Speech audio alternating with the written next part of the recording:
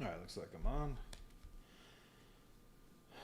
Time to do more Poltergeist campaign. Let's see, I think I need these. I did not quite beat Poltergeist at Cheech Manor, but it was really close. Tried a couple times though.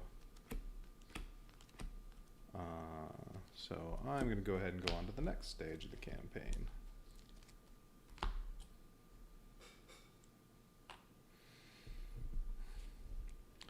But Creech Manor's still sitting out here.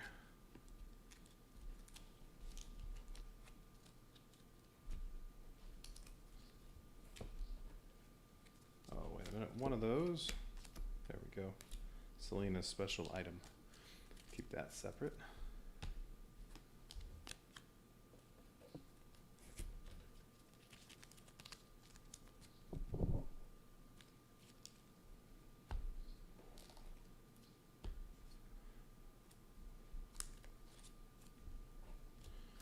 Ghost Hunters, I think I need that. Maybe not. I don't know. Okay. That can go away. Right there.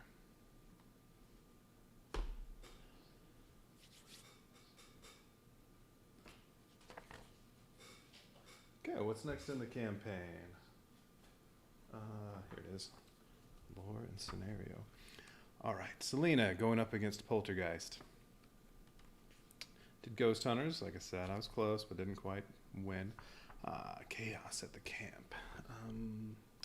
That is hiding back there. Come here.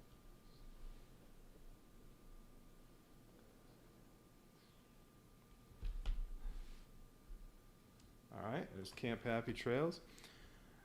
During the summer, after Carolyn's harrowing escape from Creech Manor, the Johnsons... Same typo as before? Yeah. They're the Johnsons, not the Johnson is.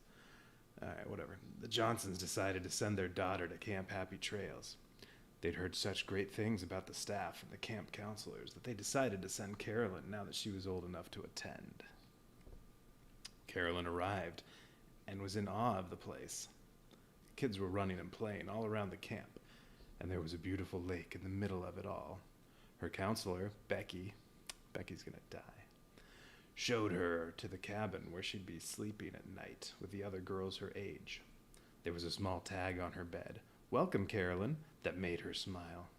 She put Mr. Floppy, her cute and cuddly stuffed bunny, on the bed by the pillow and ran outside to make friends.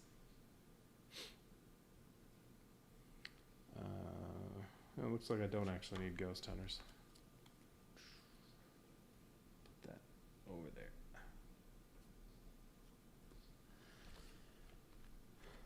Where were we? After an exhausting first day and a meal at the mess hall, the campers all headed back to their cabins, other than the usual shenanigans from the Peterson twins. It was a relatively uneventful and peaceful night. That could not be said for the night to follow. On day 2, Carolyn got picked on and bullied by a few of the older campers, some boys, known around the camp as the Goon Squad. A few of her friends and a couple of counselors were able to intervene just before they were able to throw Carolyn into the lake. Carolyn ran back to her cabin crying. Little did she know the Goon Squad would be the least of her worries that night. They're gonna die too. The moon shone bright, and it was a quiet night, but for the puttering snore of Mabel Harkins. Her snoring was loud enough to mask the small creak that the door made as it slowly opened. Strangely, no one was there, but there was a force in her room, or in the room. The poltergeist had arrived, and it had come for Carolyn. We're not at Creech Manor, though. Why does it care about Carolyn? Just because Carolyn got away? And there's a ghost that haunts Creech Manor. Yeah, whatever. Carolyn's screams woke up the other girls, but they found themselves paralyzed and unable to move. Those campers, unfortunate to be facing toward the middle of the cabin, watched in horror as Carolyn floated slowly toward the open door, screaming and flailing about. Mr. Floppy fell from her hand and landed limply onto the wooden floor. "No!" Carolyn screamed as her body floated out the door and into the darkness of the camp. The door slammed shut with a loud bang, and suddenly the other campers could move again. Terrified but curious, the girls ran to the door and opened it. Carolyn was nowhere in sight. A tomato smashed poor Mabel as the Peterson twins ran off snickering. The girls slammed the door, wondering how the twins didn't see Carolyn, or maybe they ignored her. Their wonder shifted to absolute terror, as in the back of the cabin, a spectral behemoth was standing. It lifted one of the campers high into the air and smashed her against the ceiling. Nice. Instantly breaking her back and causing red blood, as opposed to, say, green Vulcan blood or something, and vomit to spill out onto the floor beneath her. Girlish screams erupted as the girls panicked and shoved each other, trying to escape the cabin. They failed to notice that the behemoth was gone as quickly as it had appeared, and into the night they ran. Most would never leave the camp alive. All right. Oh, final girl is not Selena this time. It is Reiko. Okay. So Selena and her flashlight can go away. And Reiko. I don't remember if I've used her or not. She has an axe, which is... yeah, I think I remember using her because of that axe, which is useless against Poltergeist. But we'll still put it in the set of items anyway. Setup, treasure hunt. Oh, and you know what? Hunting for Carolyn and Mr. Floppy. Selena would be nice if you can save a few people, which is much easier on Camp Happy Trails, probably, than on, what did I just do? Creech Manor. Selena would be nice because then it's a lot easier to search for stuff. Rescue a few people, then she gets extra dice. Well, if Reiko can save 6 people, then once per action phase, if an enemy is within 2 spaces, you may move that enemy's space for free. Yeah, I don't want to really do that against Poltergeist. Huh. Alright, well, I feel like I really would have rather had Selena. Okay, setup is treasure hunt.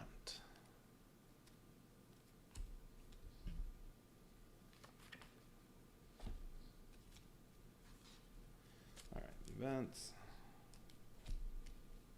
items, treasure hunt.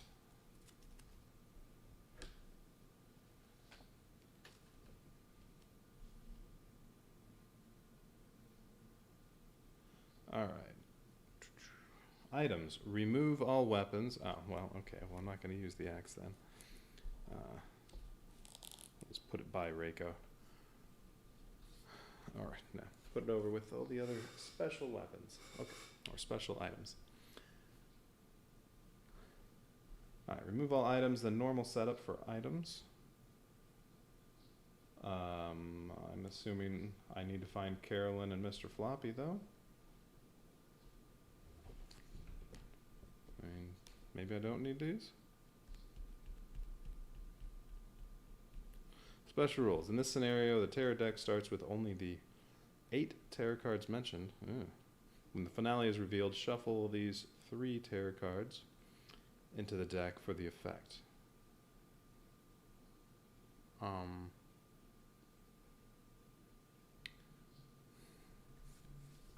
Wait, so you reveal the finale and then you still have to draw tarot cards as well? Alright, well, let's see. Events 1, boyfriend, starting event. And that's it. Alright, what does the boyfriend do in this? The victim closest to you is now the boyfriend. If the boyfriend dies in your space, start the next action with 12 time. Ooh. It's good to have the boyfriend die.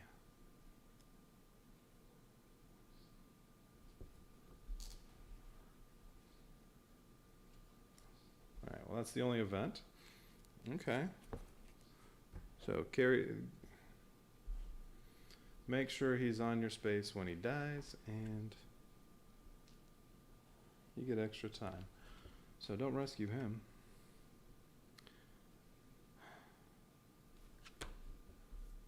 Alright, well, what does treasure hunt look like?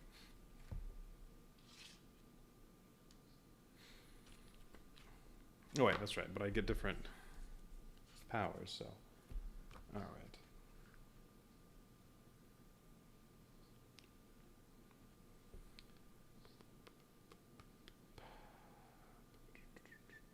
Dark power is invisible barrier. Okay, so when dark power comes out, which only takes 2 kills, you may not enter an exit space with Carolyn unless you have full health. Alright. So I'm gonna have to be at full health. Finale card. Soon. Or she will soon be lost. Draw. Oh, okay, that's why we add tarot cards to there, because when this comes out, it's draw a tarot card. If you were unable to do so, immediately lose the game. Alright, so this is one's limited by number of tarot cards. Alright, there. Yeah, it says add 3 tarot cards to the deck. Okay. But you won't get the regular attack from the Poltergeist at that point, but then you only have a couple turns to go. Okay.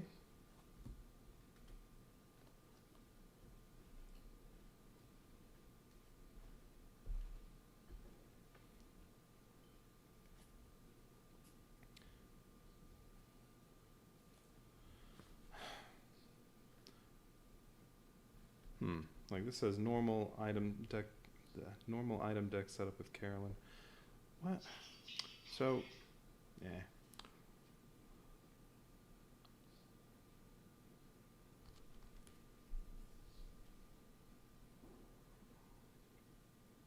Well,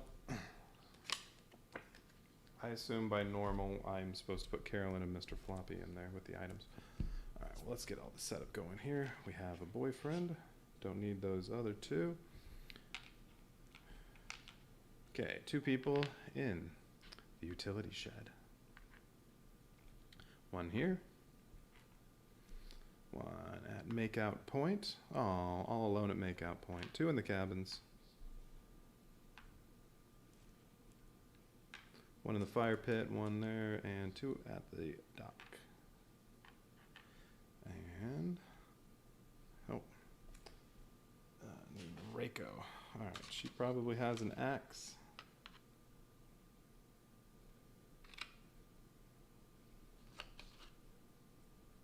That's her.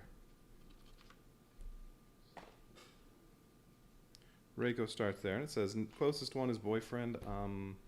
Well, could be either of those. Oh wait, no, fire pit's not connected to there. This is the closest one.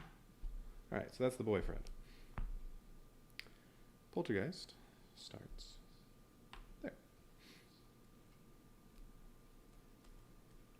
Alright, exits are there, there, and there.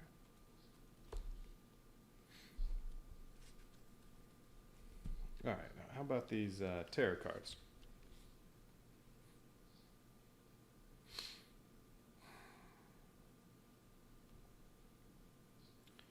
Camp Happy Trails, tarot cards.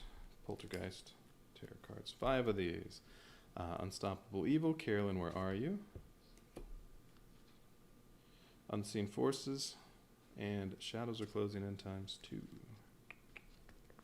Unstoppable Evil.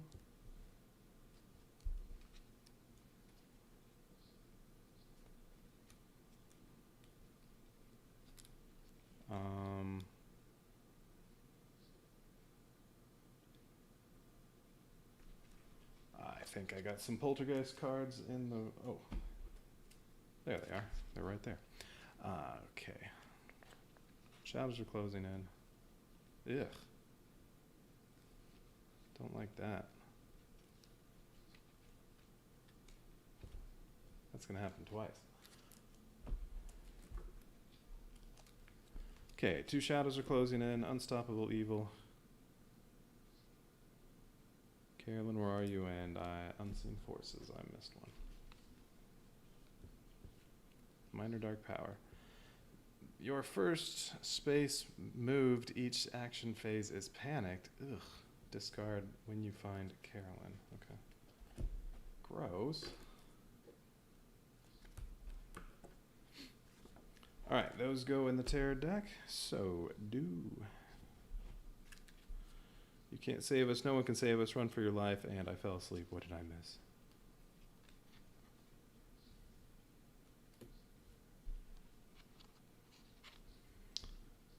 Run for your life. I fell asleep. What did I miss?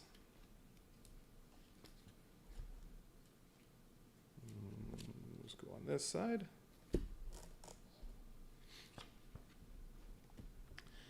All right, then.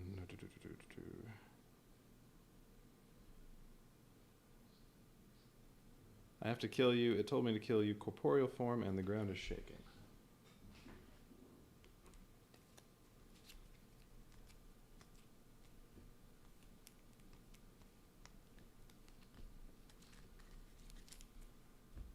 All right, these get added once the finale is revealed. I have to kill you. It told me to kill you. That's where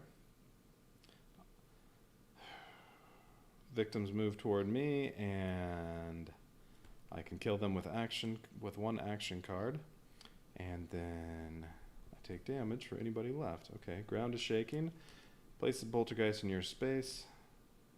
One attack. If you take any damage, all your moves during the next action phase are panicked. Okay. And corporeal form, a behemoth appears. That's 2 health. You can kill it. It just attacks you for the killer's attack value +1. Alright, it's basically just a slightly stronger version of the clown. Okay.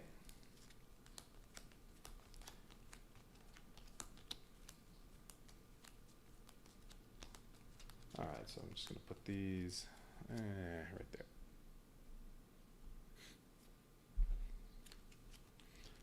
Okay, stuff that's going to happen before the finale. Alright, so unseen forces will make my movement harder. But if I find Carolyn, then will just go away. 1 extra victim at the cabins and 2 horror level. Run for your life. All victims that are not in your space panic, and then a little bit. Alright, that's not too bad. This is very similar. You can't save us, no one can. All victims in your space must panic twice. It's very similar. Stoppable evil. Roll a die, take damage equal to your roll, or kill that many victims. Alright, and you can guard against it. I had that before. Carolyn, where are you? If you don't have Mr. Floppy, but you have Carolyn, then Carolyn goes back into an item deck. Now, I don't have to get Mr. Floppy this time. And the shadows are closing in. 2 horror level. Target nearest victim. Move. Attack. Okay.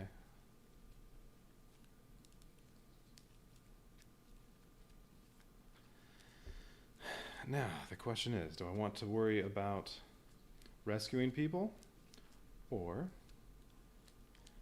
do I just run around until I can find Carolyn and Mr. Floppy, or at least Carolyn, and then try to get out of there? Like, if she's in the... if she's in the cabins, then there's just 2 spaces to get out of there.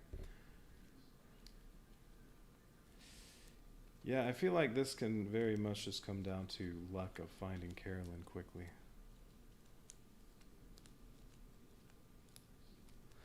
I think that's how I finally beat Poltergeist the first time in Creech Manor.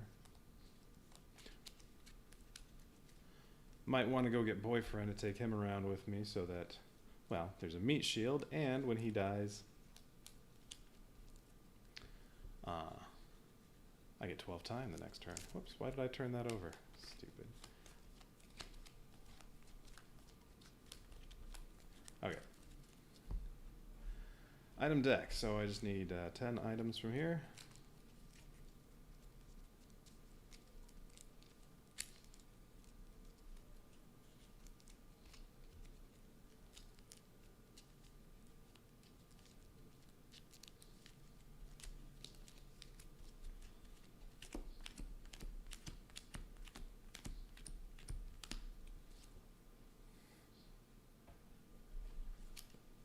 Put Carolyn and Mr. Floppy in there.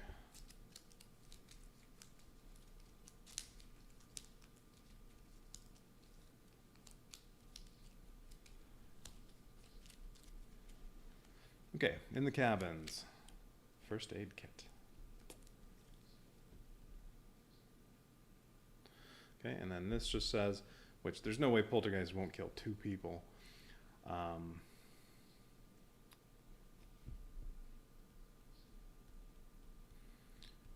Well, when the dark power comes out, I can only rescue Carolyn if I'm at full health, which that's not, I don't think that's too bad. Okay, there, I have 6 health. Oh. Need a final health token.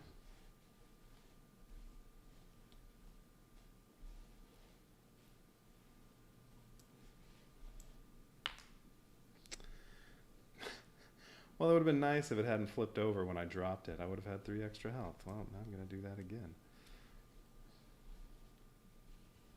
That stinks.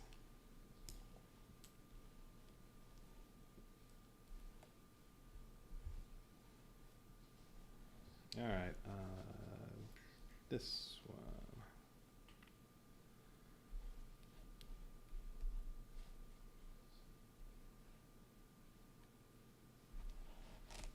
Okay, in the dock, a flashlight. Be nice if it were Selena's flashlight. Oh, I forgot to take all weapons out. All right, I have to do this again. Or I could just leave it, and if I ever draw a weapon, just draw the next item instead. Yeah, sure. Then I don't have to shuffle again. Pepper spray. Does that count as a weapon? I don't think so.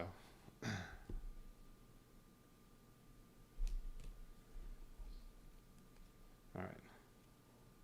Item deck right there, so hopefully I don't forget that. No weapons. Which is fine, you can't attack Poltergeist anyway. But that means if the card comes out where I need to kill some victims in my space or they're going to hurt me, I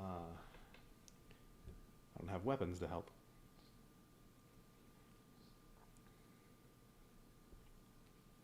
All right, let's see. Free cards.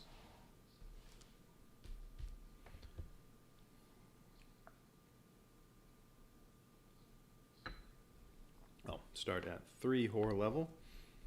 So of course we're going to start off with Focus Focus.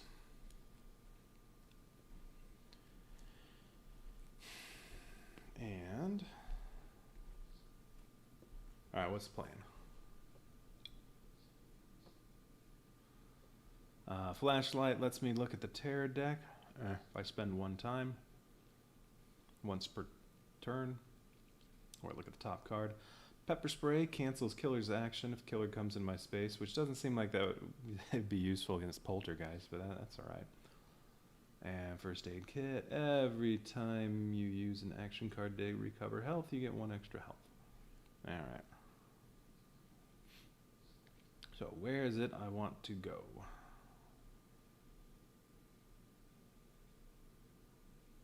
In all 3 places where the items are, there are 2 victims currently.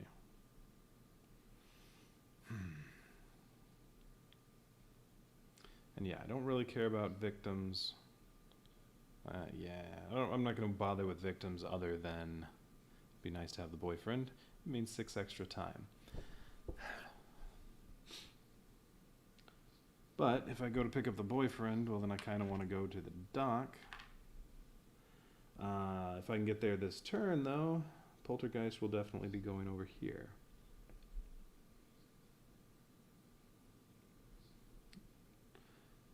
Going to where I am right off the bat.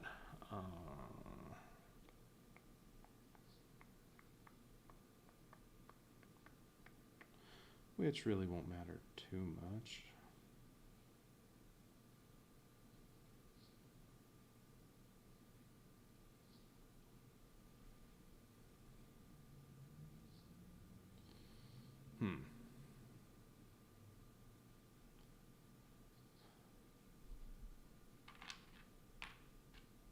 It's only 2 spaces to get to the cabins. You know what? When I move, well, when I try to walk, I guess it kind of depends on what I get the first roll. That'll determine what I want to do. All right, focus.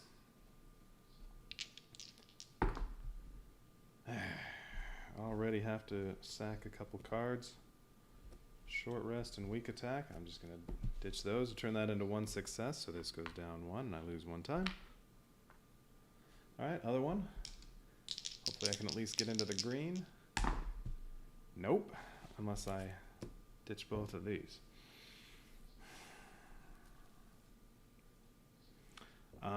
Poltergeist is going to kill something and take me out of the green anyway. Great. Can lose 2 time. Or I can get rid of both my walk cards and then I don't get a move. And go down 1 and lose 1 time.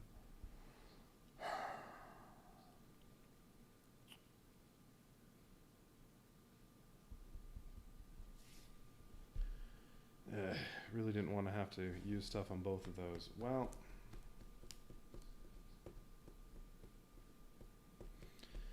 yeah, alright.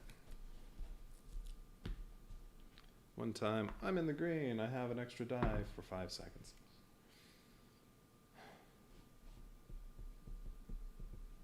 Okay, I have 4 time to spend.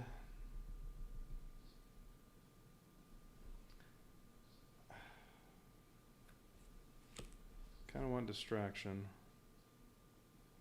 Oh, that costs 3. I could buy that in a close call, which means I won't be doing anything again. I'll just be sitting here trying to stay in the green on the next turn. Or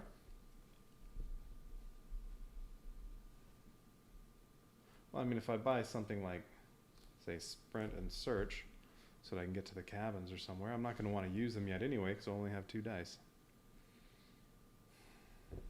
So I'll save those until the next turn when I get all those back. Yeah, you know what? I'm going to buy these. Okay. So that'll cost 4, go back to 6. These go back to the store.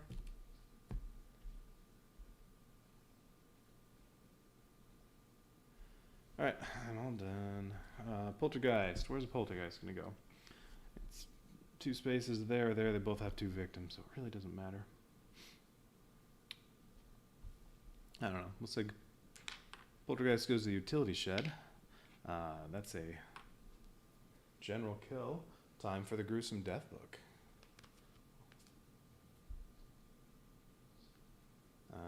Although I need Camp Happy Trails.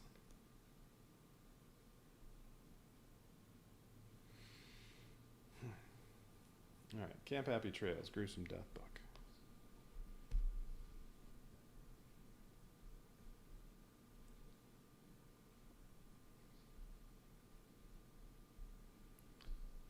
Hurry up and load. Okay. General kill number 1. Bloodlust goes up 1, this goes down 1, I lose a die. Or that goes up 1, that is. General kill number 1.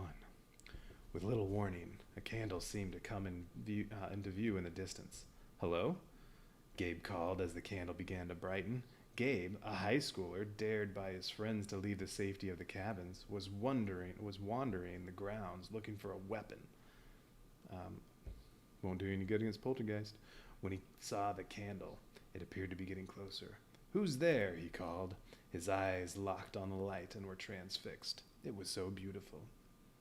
He stared as the light grew brighter and brighter until his entire field of view was white. Suddenly he came out of the trance and turned away. Everything was still white. He couldn't see anything. He started to scream. He heard a child's laughter. What was happening?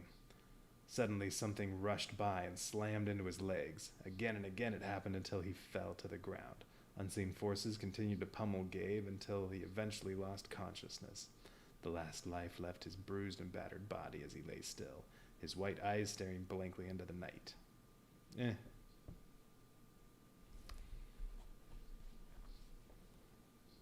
That wasn't that interesting. Right. Yeah, some of these, especially the general kills, I'm starting to feel like maybe I should have picked somebody instead of Poltergeist to fight.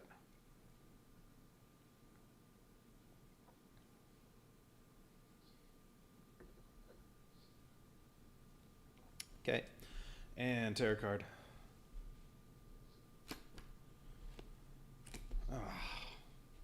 Shadows are closing in. He goes goes up 2. Target the nearest victim, move, attack. Well, that'll just kill the other one. That's there. And dark power comes out, and now I cannot rescue Carolyn unless I'm at full health.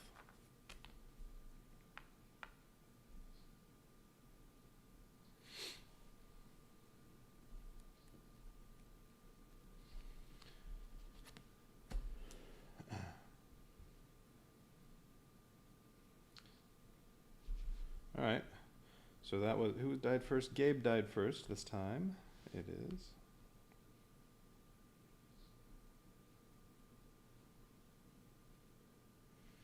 Shadows thrive at campgrounds. Flickering fires, flashlights, and other lights are very much the minority at night. Some weak-willed campers are scared of harmless shadows, but even the strongest among them would be afraid of these living shadows. Shadows aren't supposed to be able to chase you, to surround you, to envelop you in complete darkness. But that is exactly what happened to Samantha. Oh, poor little Samantha. A first-year camp counselor, unable to see and feeling as if she was in a complete void, she ran right off a nearby ledge and plummeted to her death. The coroner couldn't explain why her eyes, even the whites, were completely black. The family refused to have an open casket at the funeral because the frozen look on her face was so disturbing.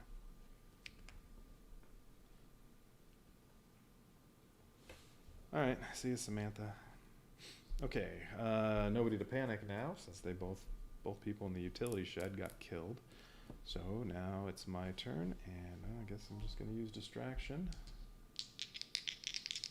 Okay, well, 1 success. I'll take that. I get 1 time, and this goes down 1. And that's my entire turn. So I have 7 points to spend. I'll take my free cards, and then I feel like I need the other distraction. Do I want to do that, though? Let's see. 2 more kills will give 2 more horror level. Distraction, sprint, search. Oh, and I have the 2 walks, so I don't need sprint yet. Alright, so distraction and 2 search cards. Yeah, seems like a good idea. That's 7 points, and that would be 10 cards, so yeah, there we go.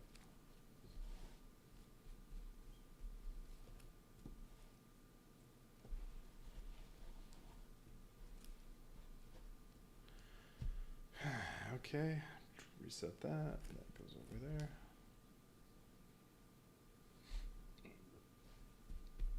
Poltergeist can move 2 spaces and kill that one. That's another general kill. And then terror card. It's going to be Unstoppable Evil already. And I don't have a defensive card. Well, at least I'm full health. So unless I roll a 6, that can't kill me. I'll just have to heal later.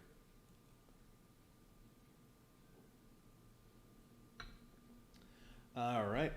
What are we doing? General kill. Number. We already did 1. 5. General kill number 5. Eddie. New dead person is Eddie. Eddie walked through the wooded area, oblivious to what was going on. His headlamp was on as the sun had just set, and the cover of the trees made it a bit too dark without it. He kicked twigs and leaves as he walked. Focusing the headlamp on the ground in front of him so that he wouldn't trip. His shoulder hit something as he walked, and it gave way. Something gave way, or his shoulder gave way? Eddie looked up and gasped as he realized he just hit the dangling feet of someone hanging from the tree. He turned and froze in fear as he noticed countless other victims hanging in the trees. He panicked and ran, or at least tried to. He suddenly felt a rope around his neck and was lifted into the air. He grabbed at the rope with both hands, but it was no use. His head slumped forward and he joined the other restless spirits, stuck in the purgatory-like forest, destined to remain as hanging apparitions that appeared during the full moon. Yeah, I miss Hans. Alright. Unstoppable evil. I roll a die. I take damage equal to the roll, or I have to kill that many victims. Oh, I don't have anybody with me. That's too bad, because if the boyfriend were with me, I could just say, sure, kill him, and I'll have 12 time. 1. Oh, that would have been perfect. If the boyfriend were with me. Yeah, I want those meat shields around. Well, actually, how many are there? 7. I do need to rescue 1 or 2. Or the one card where the victims will hurt me if they're in my space. You can attack them and the bloodlust doesn't go up. I do need, to take care of 2 of them so that I'm not having to discard terror cards. Or just find Carolyn quickly. Alright, well, I'll lose the 1 health, so...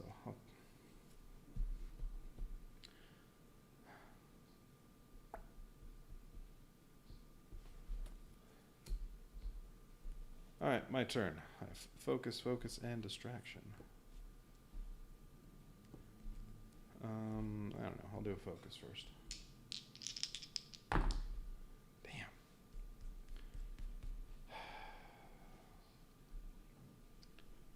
Alright, I'm gonna chuck those to turn it into 1 success.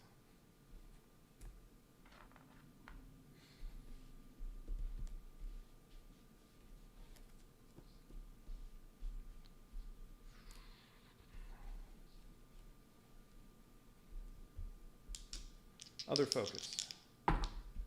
Okay, 2 successes. That's more like it. 2 time, and yay. Die.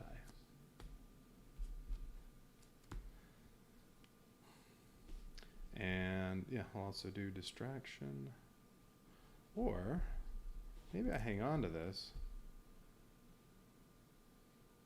Because next Poltergeist is going to come down here and kill that one, and that's going to give me 2 horror level. So maybe I want to hang on to this for next turn.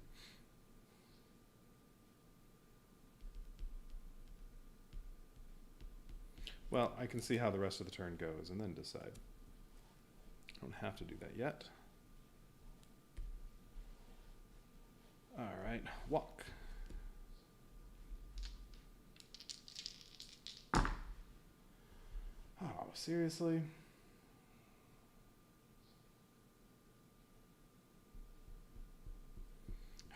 I'm gonna spend close call and re-roll all the dice.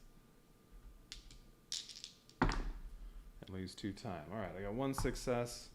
I can ditch 2 cards to make it 2 successes, but I really have nothing to discard anymore.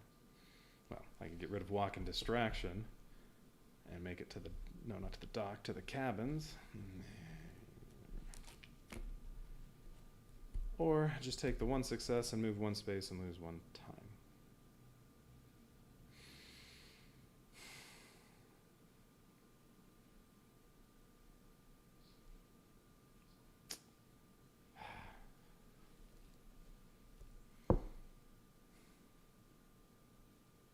Well, the nice thing is Poltergeist is going to come in here, and then those don't connect, so it's going to be a good distance to get to the next one. Yeah, alright, I'm going to move.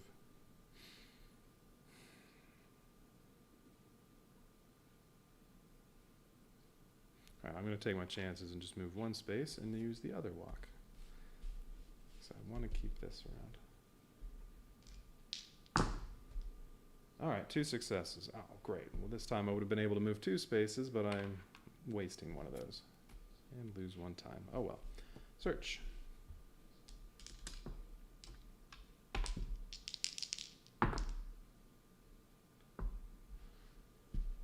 Did that roll enough? Yeah. 1 success, I only get 1 card. So I have a flashlight. Once per action phase, spend 1 time to look at the top tarot card in the deck. You can leave it or put it on the bottom. Okay, other search. Nice, 2 successes. Well, I got 3. I get to look at 2 cards. Fireworks. Spend 2 time to place the fireworks token in your space or an adjacent space. not the lake. Whenever the killer must choose a target, they will choose the fireworks instead. Discard the fireworks token when the killer enters the space. Alright, or mysterious pills. Discard to get 1 horror level down or 2 hearts. Ooh, that'll be nice. When it goes up to, if I use distraction and I'm down here, it'll go up to, I can just use mysterious pills and I don't even have to roll to get it back down. Yeah, I'm taking that instead of the fireworks. But there's still one more item in the cabins that I don't know about. So that sucks. Wait, did I lose my time for doing that? Yeah, walked twice and searched twice. I should be at 2 time. Distraction. Nice, 2 successes. 2 horror level and 2 time, which is really 1 horror level and 3 time.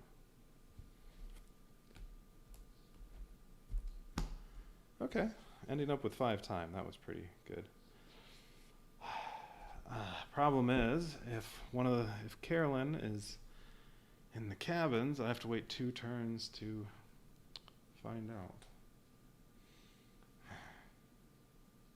I have 5 time.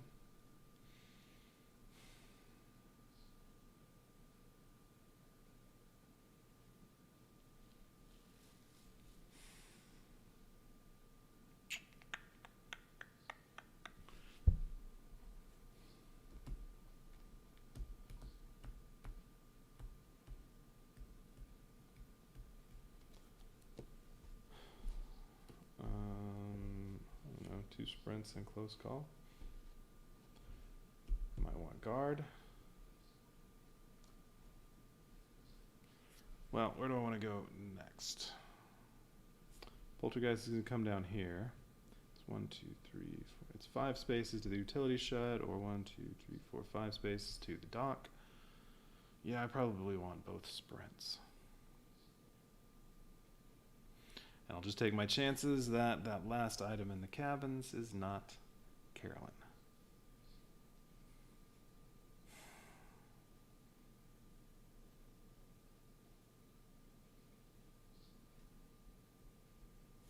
Oh, actually, after the poltergeist comes here, then it's going to be the dock is the closest. So that's where poltergeist will head next.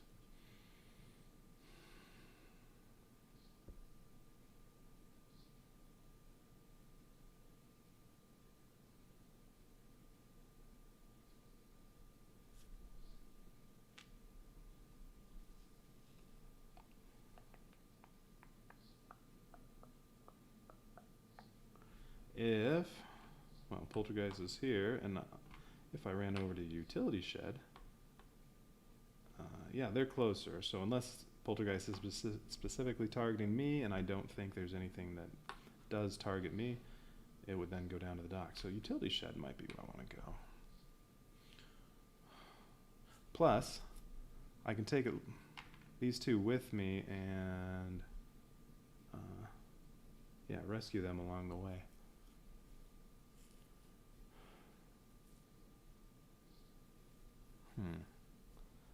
Oh, and I can do some extra moving from that, which should pretty much guarantee I get into the utility shed. Well, not guarantee, but it gives me a very good chance of getting into the utility shed on the next turn, and then I can do some searching. Yeah, I'm thinking these.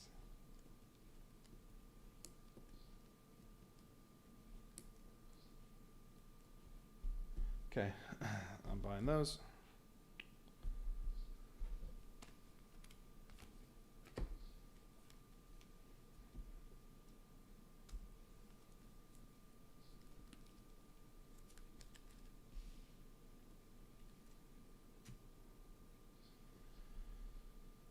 Poltergeist moves 2 spaces, kills that one, and then terror card. Run for your life. All victims that are not in your space must panic. And then target the nearest person, attack. Well, there won't be anybody in the killer's space, so that won't do anything. And then target the nearest victim and move. Alright. Well, we'll do that. This is going to go up 1 from the general kill. That goes up 2. All right, general kill again. What do we get this time? General kill number 2. This is Shelly right here. Shelly was scared, terrified actually. She closed her eyes, hoping it would go away. The moment her eyelids closed, she was greeted with the image of a woman tumbling out of an upstairs window of an old manor. Just before the body hit the ground, she snapped her eyes open.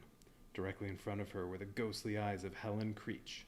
She turned and ran, but no matter which direction she went, there the poltergeist was, waiting for her. Icy fingers closed themselves around Shelley's neck. She choked and began gasping for air. As she lost consciousness, she saw the image of the woman from before slam into the ground, bones breaking. It was the last image her mind would ever have. Bye, Shelley, you're dead.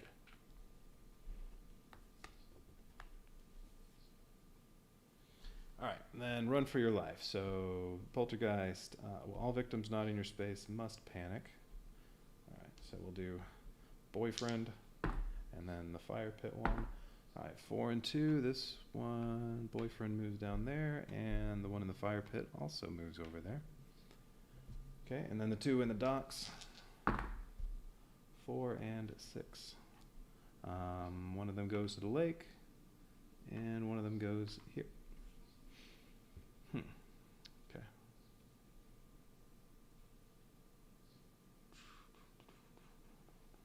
All right. All victims must panic, and then poltergeist would attack, but nobody in poltergeist space. Target nearest victim and move. All right, poltergeist is already over there, ready to kill the one in the lake.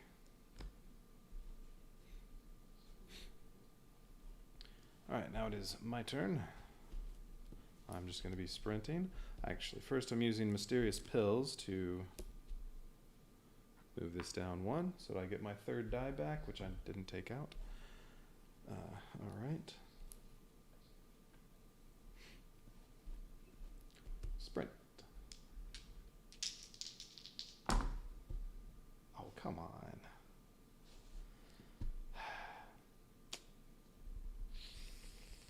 All right. No. Okay, I'm going to use close call and reroll all my dice. 1 success. I could have waited until the next turn with those, but yeah.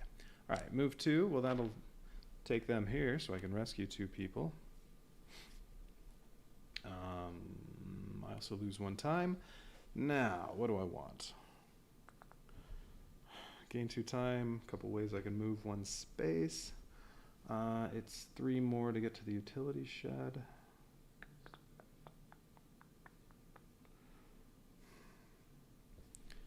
All right, we'll definitely move 1 space is going to be one of them.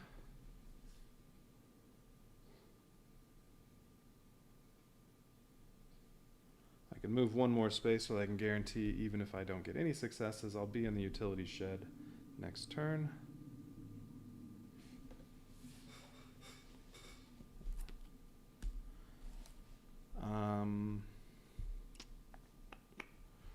Or I can get 2 time so that I could buy both searches as long as but I need at least 1 success on this. Although even if I don't make it there, I'll have walk too. Yeah, I don't know. I shouldn't have bought both sprints. That was not necessary. Yeah, you know what? Even if I don't get there, it's okay. So I'm going to buy the 2 time. And then use the other sprint. Damn. No successes. I can move up to 1 space and lose 1 health and lose 2 time. Then I can't buy both searches.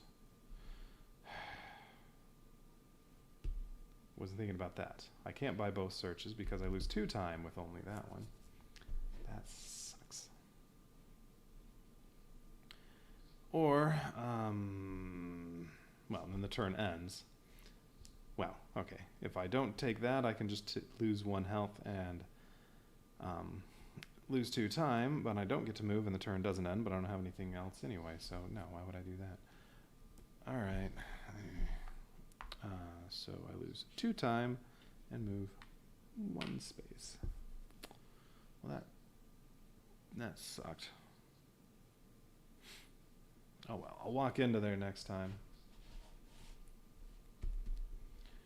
But I can only buy 1 search. And I forgot to take a health. There we go. Alright.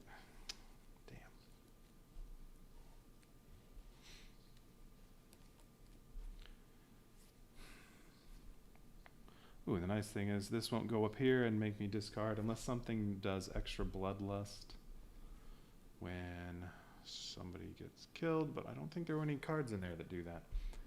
Okay. Poltergeist kills that one. And then the terror card's going to be... Damn it. Shadows are closing in.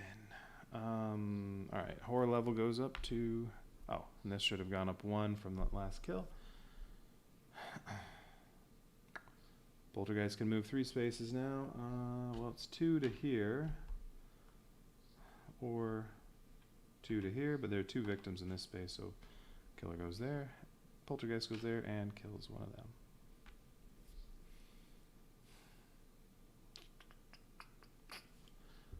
Okay. This goes up another 1. General kill number. I already did 5.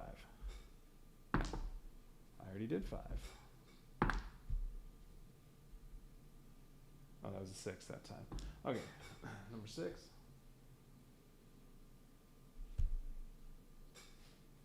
And I already had a death from the shadows are closing in. I don't need to read that one again. Right?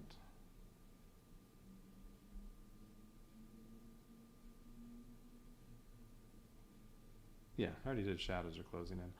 Okay, then general kill number 6. Allie stumbled through the camp. Where is my daughter? She thought. She had come back to Happy Trails to pick up her daughter after receiving concerning letters. Some Helen Creech was sending her daughter letters, death threats to be more exact.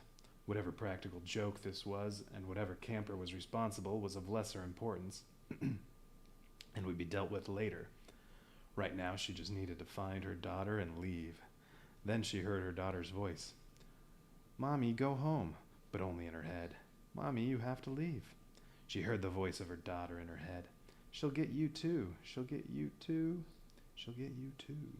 The voice kept repeating over and over in her head. Allie was distraught and began moving and searching erratically. All the while, she'll get you too was all she could hear, like a broken record in her head. And then it happened. She got her too. Yeah, these are... Yeah.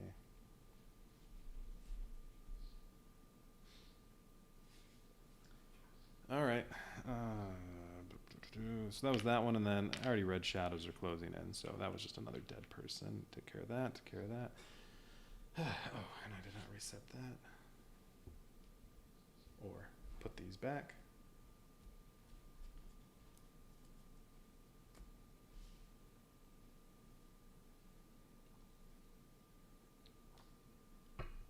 Okay. I'm going to need defensive cards soon.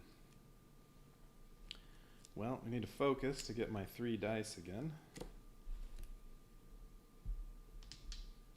That's 1 success and, ooh, 2 successes. Alright, so 2 time and horror level goes down 1. Let's do it again. Alright, I'll get my die back. What is that? 1 success. Alright, lose 1 time, horror level goes down 1. It's about to go up 1 again. So I'm going to need something to take care of that. Now we walk to get into the utility shed. Just need 1 success.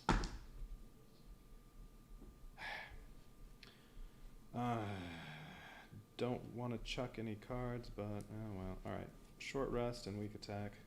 Make it 1 success. So or that's true. I could just move 2 time and lose 1 health, and move 1 space. Yeah, I'm gonna do that instead. I have to heal anyway. Although I do lose 2 time this way, since I tripped and fell on my face. Okay, search.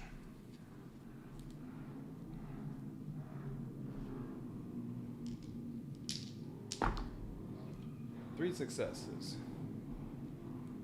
Sounds like some motorcycles. Utility shed. I get the pepper spray. And that could come in handy, and something. Because the pepper spray, if the killer is in your space, you may discard this card to immediately end the killer phase. Ignore their remaining movement, attacks, and any other effects. Does that include... Yeah, that would include drawing a terror card. So once this gets turned over, you just draw a terror card. But if you're already with the Poltergeist, then basically you could give me an extra turn. Okay, or energy drink. 3 time or move 1 space. I'm going to take pepper spray and put this on the bottom. And I don't really want to do anything else. Did I lose my time for that? No. I guess I'll heal. And then just hang on to weak attack and walk.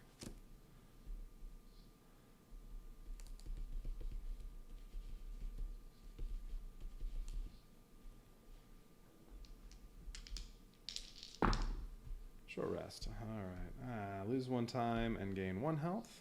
Or gain 2 health if I ditch a couple cards.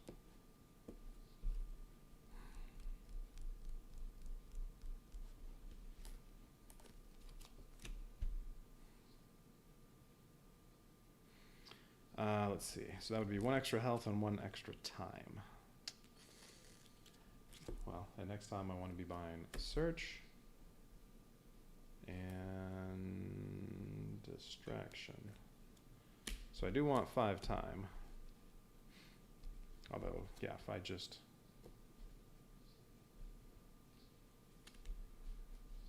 If I just take the 1 health and lose 1 time, I'll be at... Wait. No, I'm at 4. No. I'm going to have to take the 1 health.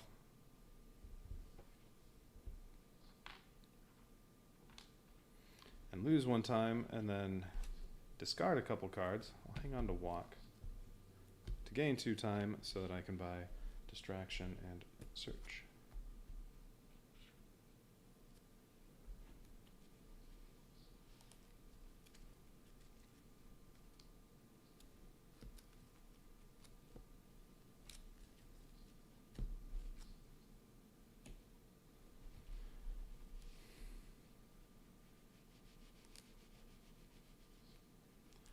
Okay, Poltergeist kills boyfriend, so that can go away. Well, whatever, just leave it out. There aren't any other events. General kill. This goes up 1, this goes up 1, and then terror card. Unseen forces. Ugh. Your first space moved each action phase is panicked. But discard if I find Carolyn. So if this search finds Carolyn, then that'll go away. Alright, how many terror cards are left? 3, and then this flips over, and then there are 3 more, and if I can't win by then, it's all over. Alright, and this one's dead next turn. Okay, and then Poltergeist will start targeting me. And I have 4 movement, so Poltergeist is going to get to me easily every turn. Alright, well I need to find Carolyn. And then it's 4 spaces to the dock.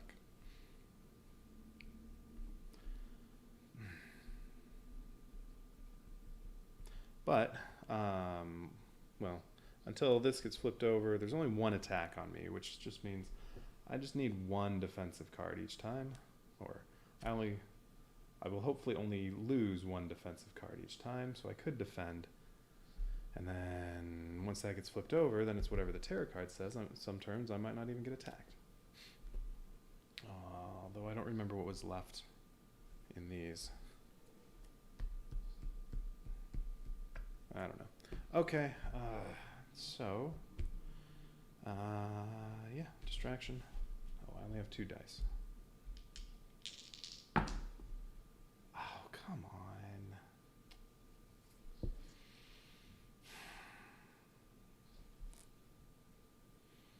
Well, I'm going to take the lower the horror level by 1 and lose 4 time. That sucks. I can't ditch these. I also could have just not played any cards this turn, but I was hoping I'd get at least 1 success with that. Well, at least I have 3 dice now for my search, although I have no other cards to use, so maybe I should just wait.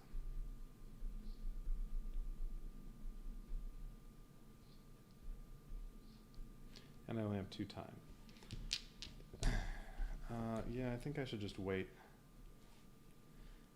Buy all my free cards and the other search. For 2 time, that's all I have.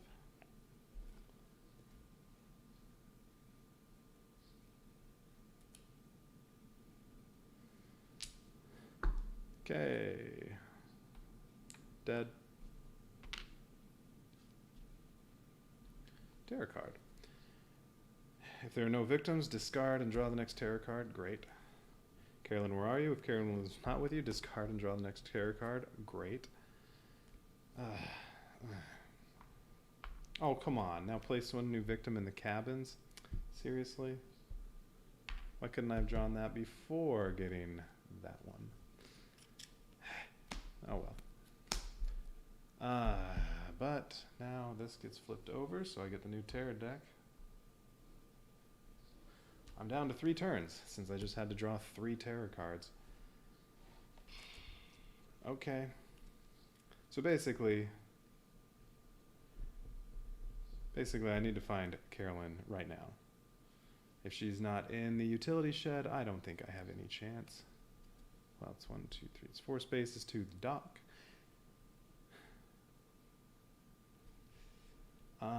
Let's see, I'll be searching right now, I'll get certain. Okay, no, there's a slight chance. The good thing is, if victim is targeted, it's a long way to the cabins. It'll take 2 turns to get there, and then it'll take a couple turns to get back to me. So I don't think I'm in too much danger of getting attacked by Poltergeist. But I'm back to 2 dice again. That means both of my focus cards need to be successful, and I don't have a lot of stuff to throw away. I don't really want to be throwing anything away, because I do want to heal at some point. Well, if I have to, I'll get rid of that, and weak attack. Okay, focus. Complete failure. Lose 2 time. Okay, other focus. 1 success, so lose 1 time, lower horror level by 1. I don't want to roll search with only 2 dice, but I don't really have a choice. Well, it's 1 success, so I get the top card in the utility shed. Oh, that's right. There were only 2 cards left. I forgot, I already searched there once. Old revolver. Nope, there shouldn't have been any weapons in the deck, so we'll just draw 1 from here. Motorboat keys. I don't want motorboat keys. Place the motorboat token at the closest space to you bordering with water.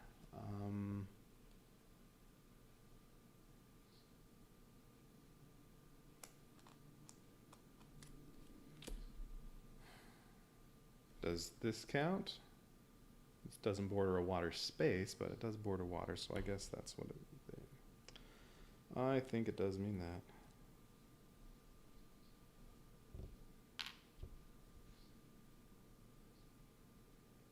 Spend 2 time to use the boat to travel to any other space bordering the water. Victims may come with you. Okay.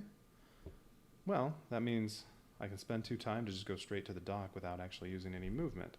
I need 1 walk card to get there. Alright. Well, fine. Well, I guess I'm going to use the other search to see the last card. I may as well since I'm here. Need one success. Damn. Alright, well that's okay. I'm gonna ditch one walk, save one, and ditch weak attack. Alright, chuck those to make it one success. Wait, did I lose my time when I searched? What did I do? I lost 2 time on focus, I lost 1 time on focus, and then I should have lost 1 time on search. I should be at 2, now I'm at 1.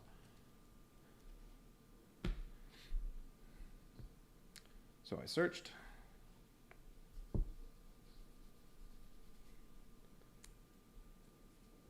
Yeah, because that was an energy drink, I think. Carolyn! And I already got the card that makes her go away.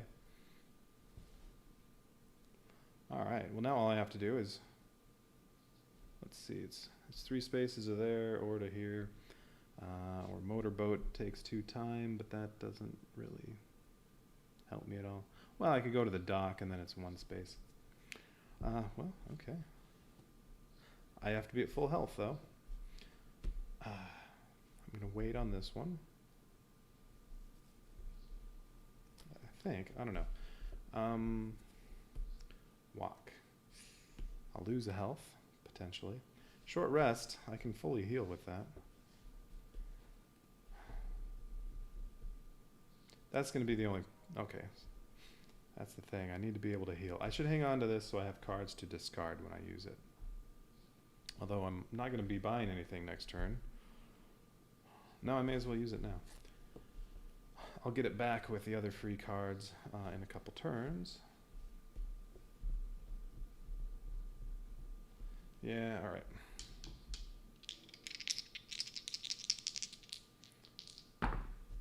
Damn. No success. I do heal 1, but my horror level goes up. Alright, I'm 1 hit point short.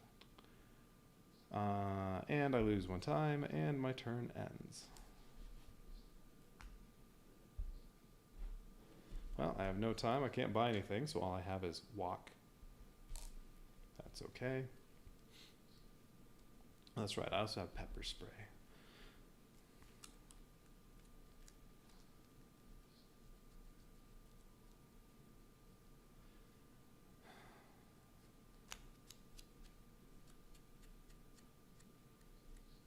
Well, alright, let's see.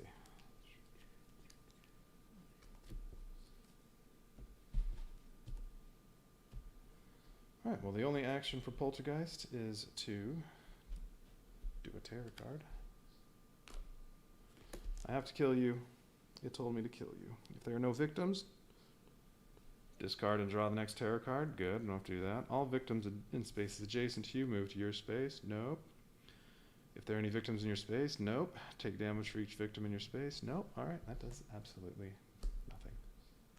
But since there was 1 victim, I didn't have to discard it. Okay, 2 turns left.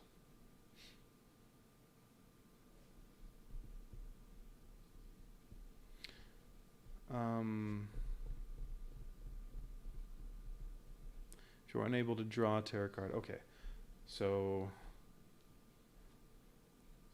actually 3 turns. I take my turn, then I draw this one, then I take another turn, then I draw this one, then I get my last turn, and then when I try to draw, it would be game over.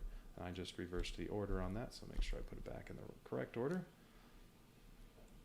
Not that it really matters. Alright, so yeah, this turn all I have is walk. Oh, and this goes away once I find Carolyn. So that never did anything. Should I walk right now?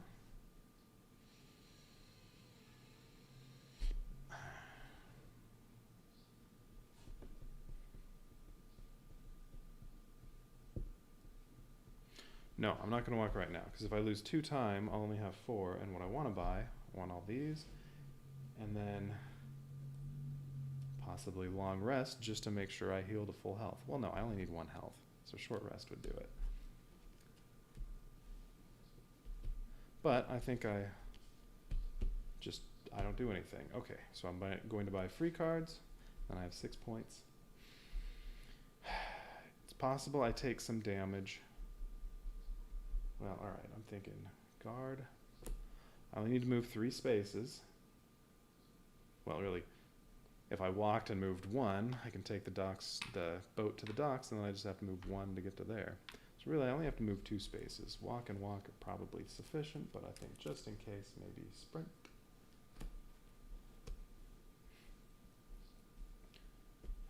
Was there anything else that's going to make me take damage in there? I don't remember. That would be 4. Maybe I do long rest instead of guard. Just in case. That's 6 points. Although it'd be nice to have close calls. Yeah, you know what? I'm doing sprint, guard, close call, close call. That's 4. Gives me 10 cards and spent 6 points. Okay. That's right. I do have the pepper spray. So if something's going to happen where Poltergeist is going to come attack me, I could guard, or that one. Oh yeah, corporeal form. There's this one. All right. It's going to attack me for 4. Ugh. 4 damage. I can use guard though, but I need 2 successes to block all of it. Although I can attack it. It has 2 hit points. Although I can all I have is weak attack. It only does 1. I forgot about this one.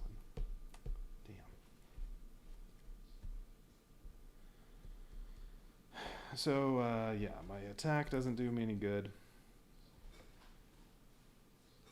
Pepper spray is only if the killer's in your space, you can discard to end the killer phase.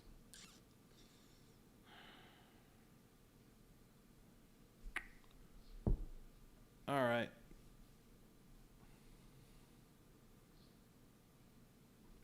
If you take damage, discard an item of your choice. That's fine, I get rid of the flashlight.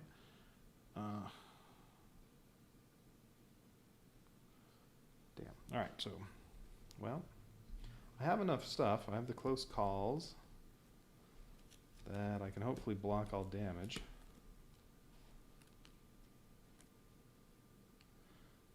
So attacking me for 4 damage. Okay. Unfortunately, I only have 2 dice. Okay, great. Need that. I don't need weak attack. And I'm going to ditch one of the focus cards, I think. Okay. Turn that into 2 successes. I block all damage with guard. So there we go.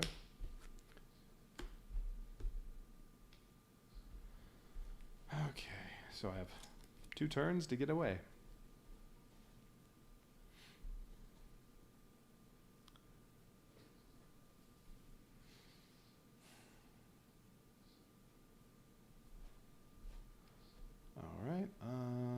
And I have sprint, walk, and walk. Oh, but I have to heal. All right, let's do that first. I do need at least 1 success so that my turn doesn't end. Okay. I'll take the 1 success because I only need to heal 1 hit point. Now I'm at full health, so I can take Carolyn to an exit. I do lose 1 time. That's fine. Don't care. And shoot, let's just do sprint. Yeah. Walk and sprint. With any of those, if I get no successes, I will lose health. But I have these.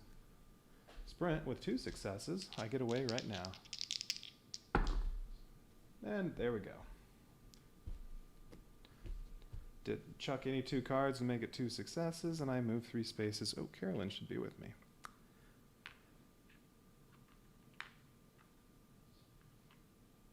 So, move spaces. Oh, she fell over. Move 3 spaces with Carolyn. We can go over here or over there. Either one. And Carolyn gets away.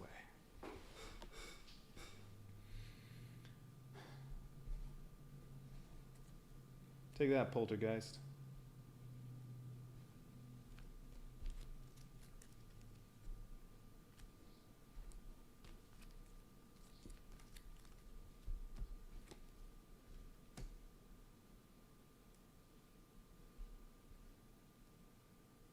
All right.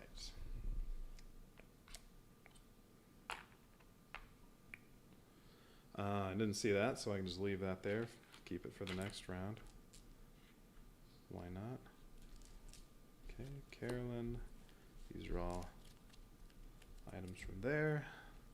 Mr. Floppy is in here somewhere. Oh, there's Mr. Floppy. He was on the bottom of the docks. Take that out.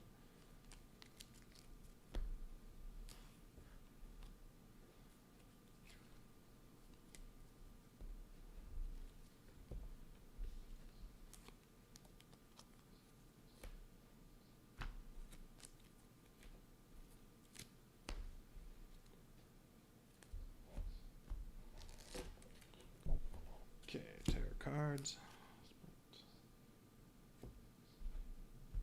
What was the other one? Oh, place the poltergeist in your space and then attack.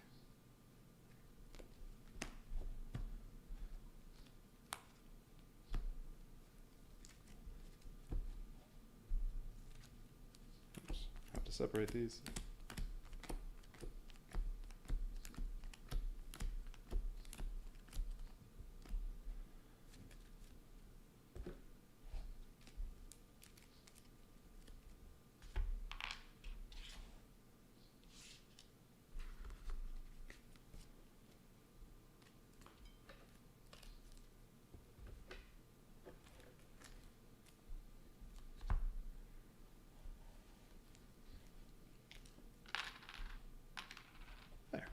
All right, Camp Happy Trails, go away.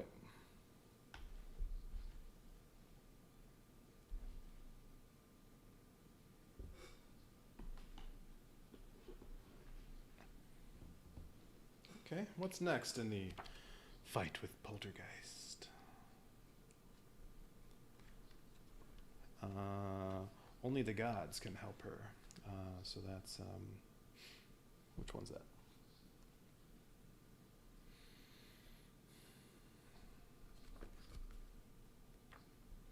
Oh, Sacred Grove. Yeah, because Ticket is Carnival and Maple Lane is, well, Maple Leaf.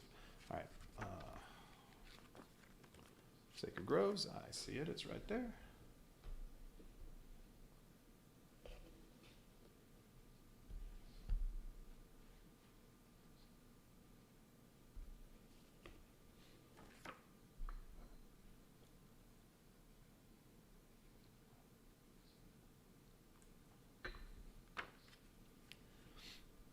Upon the realization that the haunt was following Carolyn after what had happened at Camp Happy Trails, the Johnsons, oh, no apostrophe this time, the Johnsons planned a desperate trip to try to rid her of her demons.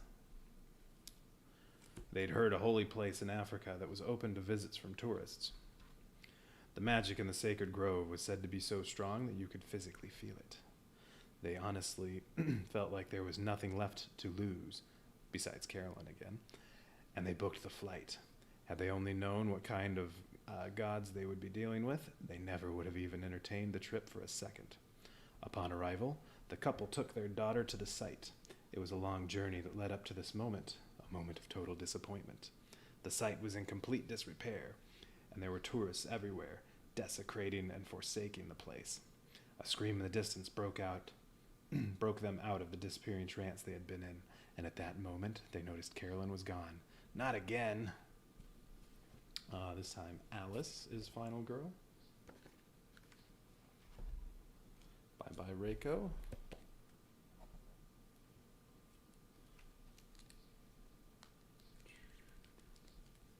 Alice. What's Alice's special item?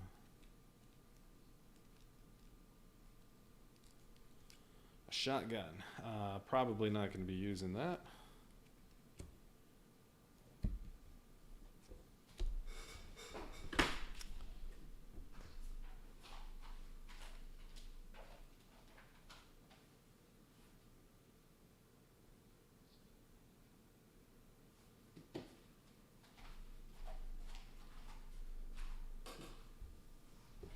Okay, so what's the setup for this? Setup. Mob o' tourists.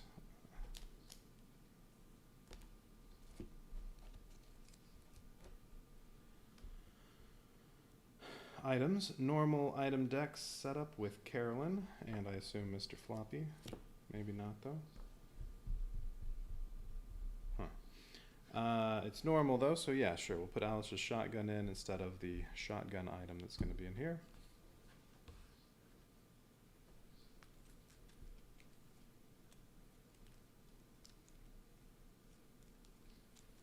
If there is a shotgun item, there's no shotgun item. So I'm going to make sure, well no, because you can't shoot Poltergeist, so let's just leave it at. Okay.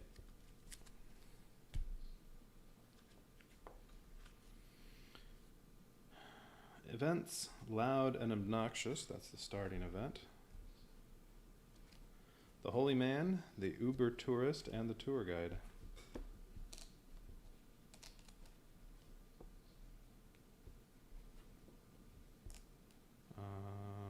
Loud and obnoxious, okay. Lots of events.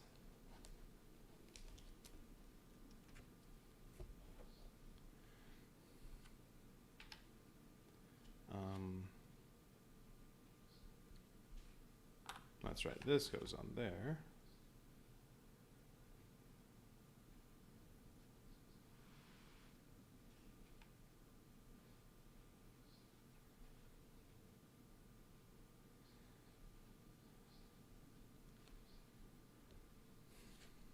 And this will be, well, that just gets set aside for now, and then we have divine wrath.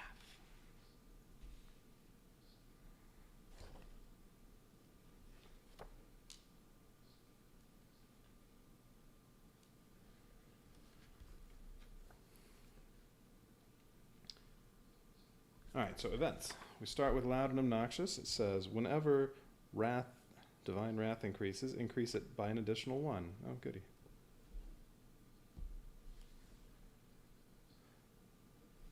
And then the other events that are going to come up. The holy man. The victim farthest from the killer is now the holy man. The holy man will not follow you. Every upkeep phase, move the holy man 1 space toward the killer. When the holy man is in the same space as the killer, immediately remove him from the board. Doesn't say he's dead, just remove him. If you were in his space, decrease divine wrath to 1. If you were not, increase it to 10. Yeah, okay. Uber tourist. The victim farthest from the killer is now the Uber tourist. Whenever the killer must choose a target, the Uber tourist is chosen instead. Okay. If the Uber tourist is saved, decrease this by 4. If it's killed, increase by 4. Alright. And the tour guide. The victim closest to you is the tour guide, as long as the tour guide is with you. Once per turn, whenever you move at least 1 space, you may move an additional space. Alright. If the tour guide is killed, increase divine wrath by 6. Alright, those are things that could come out.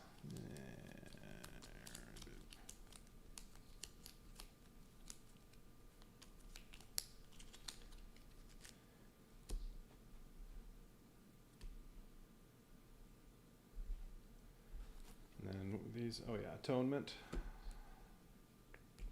So add those to the shop. Mob o tourists.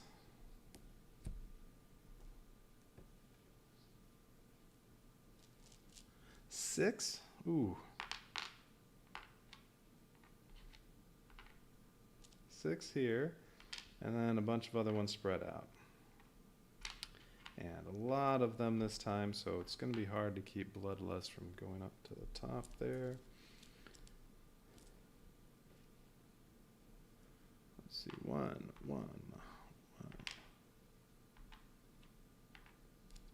1, and 1.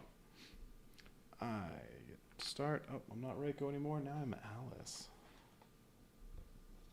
How do I tell which one of these is Ginger?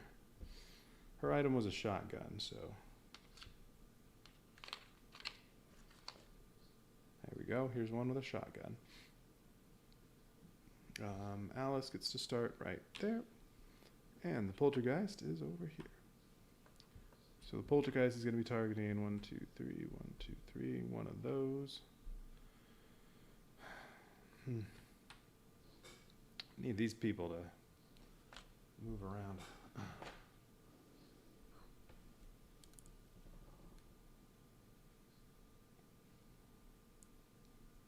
Oh, what is Alice's special ability? Choose one named action card for the remainder of the game. Whenever you play that named action card, always roll exactly 5 dice, regardless of the horror level. Ooh.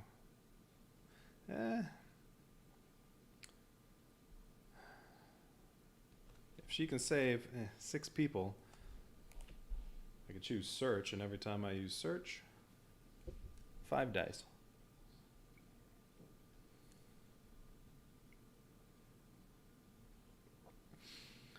That mob of tourists, they're only 2 spaces away from an exit.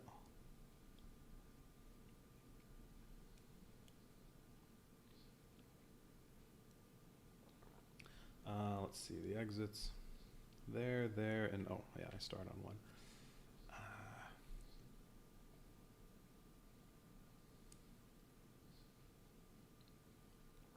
Oh, she only has 4 health.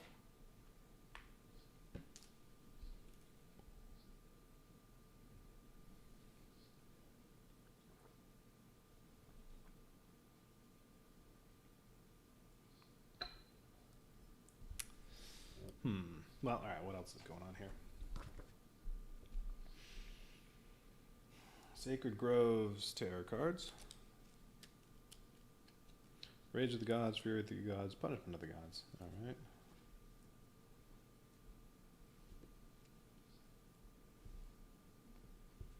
There's also Fickleness of the Gods, but that's not going in.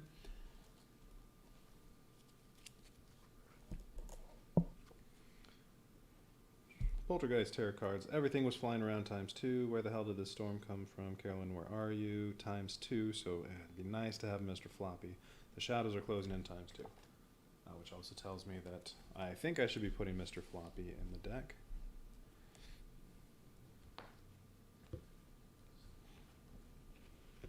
Alright, everything was flying around ×2.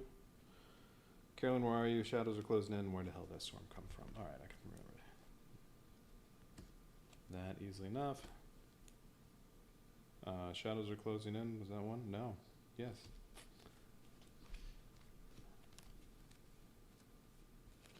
Is that 7? Yes.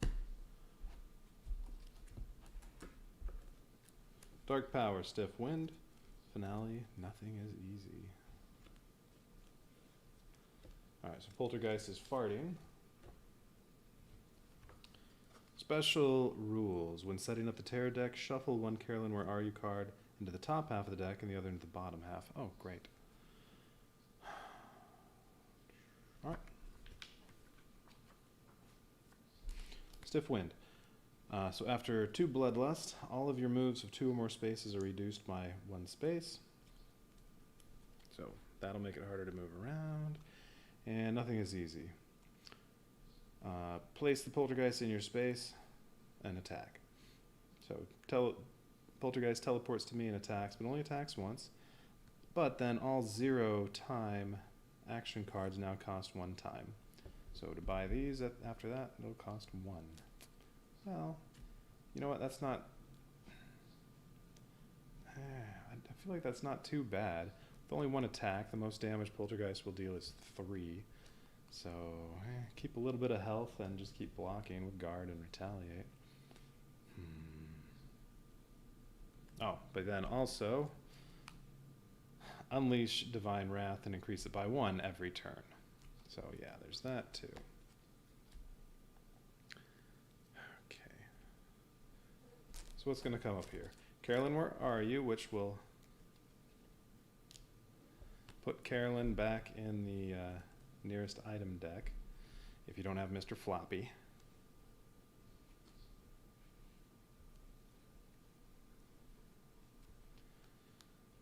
Or it's just a skipped turn if you haven't found Carolyn yet.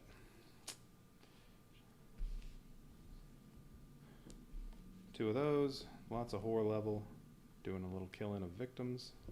Other Carolyn, where are you? Place the Poltergeist with the nearest victim or in your space if there are no victims, and attack. Two of those. Where the hell did this storm come from? Lightning strikes your space and each space adjacent to you. 1 victim in each space is killed, and you lose health equal to the Poltergeist current attack value. Alright. unblockable. So you need to make sure you have enough health to block, well, whatever. Alright, Fury of the Gods and Rage of the Gods bring up events, so does Punishment of the Gods, so I'll get all three of those event cards if I go through the whole deck. Unleash Wrath, Unleash Wrath. Ugh. Go kill somebody. Fury of the Gods, new event card. Increase Divine Wrath by number of victims in these spaces. Unleash Wrath, increase it by number of victims, and then increase it again. Ugh. Rage of the Gods, new event card, and then same thing, increasing Wrath, and then place the killer at the space with the most victims, sacred space with the most victims, or in your space if none remain, and then attack twice. Well, I guess the good thing is, until the finale comes up, those are the only things that'll increase Wrath. And currently, there are only 2. Okay.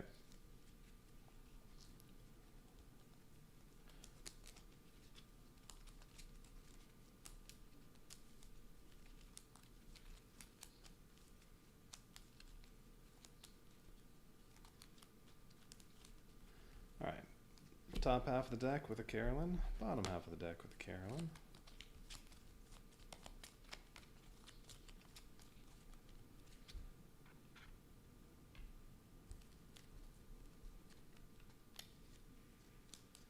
Where are the item places?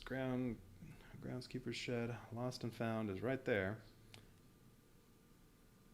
Oh wait, that's not me, that's Poltergeist. I'm over here. And Welcome Center, I mean, that one's right there. I could go there and search. Basically, second turn, get some searching in.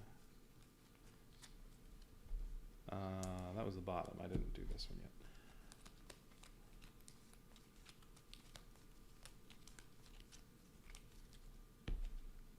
Alright, so what's the plan? Oh, need to set up items too.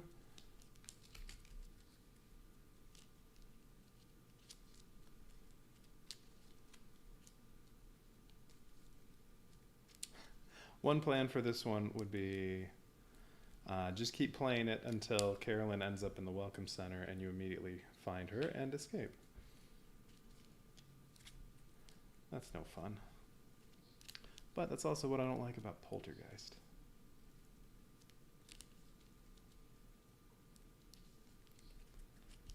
Alright, need 10 items.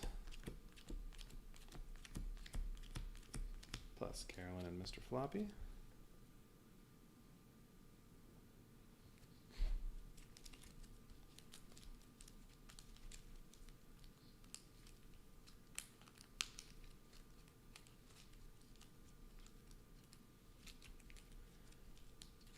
Alright, in Welcome Center, so right next to me. Darn, I was hoping that'd be Carolyn. What does a tribal mask do? Haven't seen that before. Whenever you receive damage, choose either Wrath, well I only have Divine Wrath, and decrease the amount by the amount of damage received. Okay. Alright, how about Lost and Found? A War Club, which will be absolutely useless.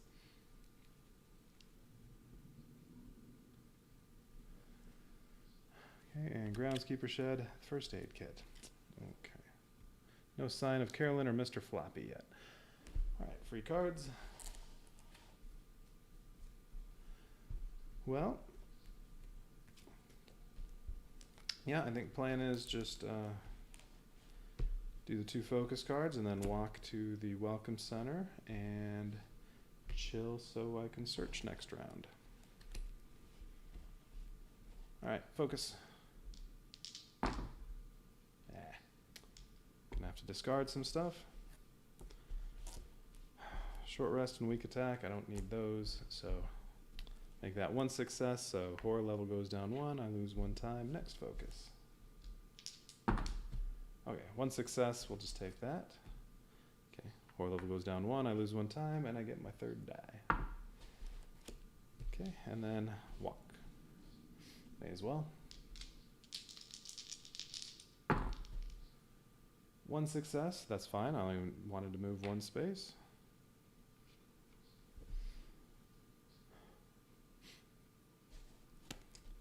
Lose 1 time, so I'm down to 3, and then I will discard the other walk to gain 1 time so that I can buy both search cards. That'll cost 4.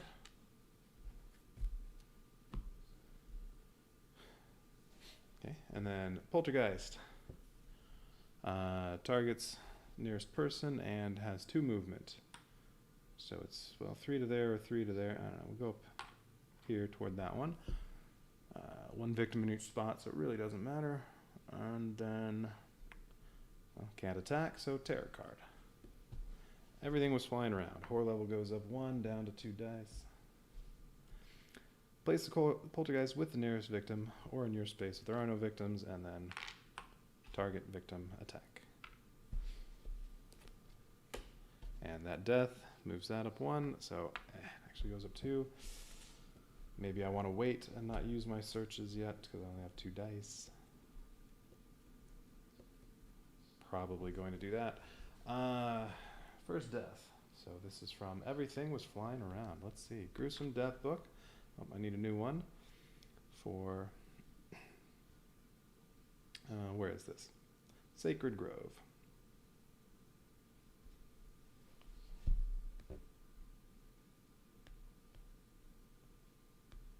Don't do that.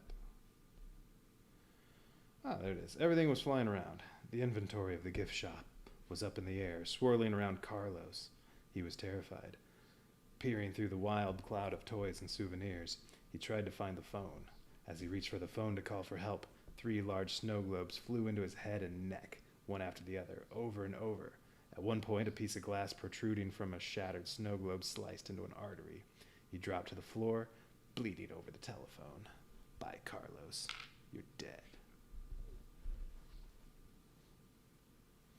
All right, Carlos is dead. Okay, so all I have are my 2 search cards, but I only have 2 dice, so I don't really want to use them yet. Because I can't move away from that space yet anyway after I do the searching, so I'm going to do nothing. I'll buy these. So I have 6 points. I can only have 2 more cards. I definitely want a distraction to make sure I can get my 3rd die back. That costs 3, and then maybe I don't want to buy all these. 1 close call. That's 4.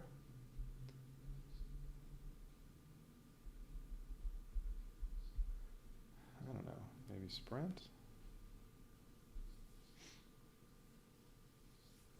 And then I don't buy short rest.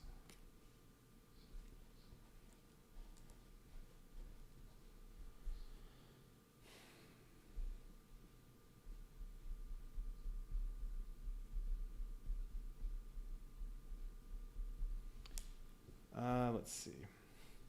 Once I finish searching here, that's only 3 spaces of lost and found, but if I have both walks and a sprint, I could also maybe rescue a couple people. Take this one, go 1, 2. Well, I could rescue both of them on the way there, but then also, oh wait, no, what am I talking about? That's a item space, not an escape spot. Never mind.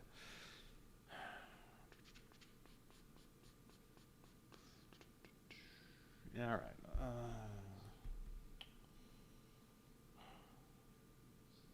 Sure, I'll buy sprint. Okay. That's my whole turn. Poltergeist goes over there and kills that one, and then terror card. So dark power comes out, which says, oh, that's right. Sprint was a good idea, because now whenever I move at least 2 spaces, I move 1 space fewer because of the poltergeist farting at me. Already an event. Increase divine wrath by number of victims in sacred spaces, so that's 2. Place the killer at the sacred space with the most victims, or in your space if none remain, and then attack twice. Well, fortunately, there's only one in each spot, so it's only going to kill one. Okay. I forgot. Wait a minute. I forgot to do this first, though. The Uber tourist, the victim farthest from the killer, is now the Uber tourist. Whenever the killer must choose a target. No, not for that. Whenever the killer must choose a target, the Uber tourist is chosen instead. Alright, well that was while the poltergeist was still here. So, well, that would be this one. Well, it's 3 spaces to there, 2 or 1 to everyone else. So this one's the Uber tourist with me.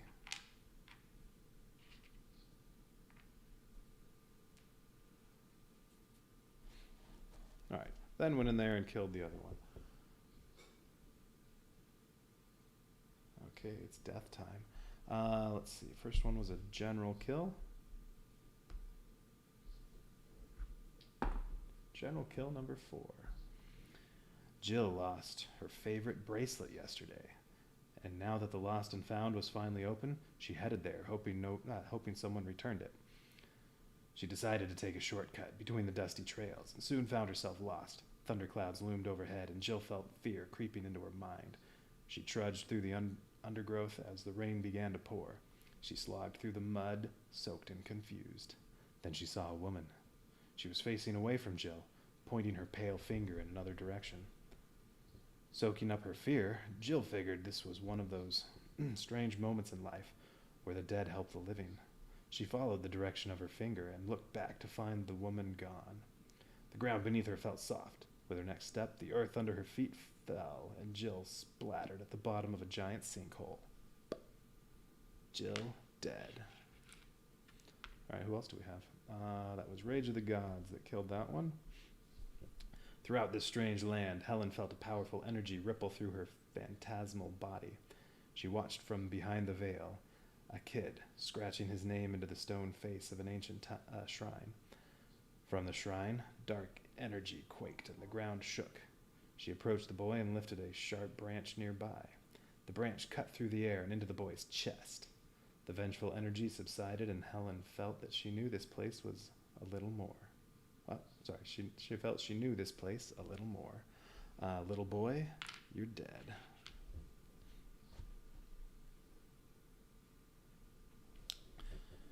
Okay, I get to do lots of stuff now.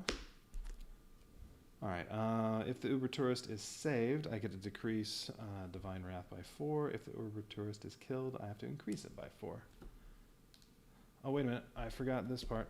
Whenever Divine Wrath increase it by an additional 1. So I should be up here.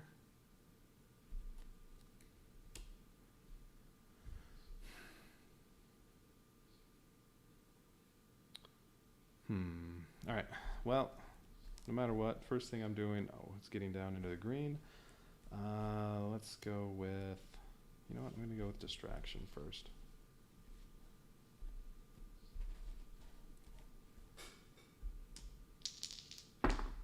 One success, and ding. Could try to re-roll it, but no, I have the 2 focus cards too, so we'll take 1 success, which is lower the horror level by 1 and gain 1 time. Okay, focus.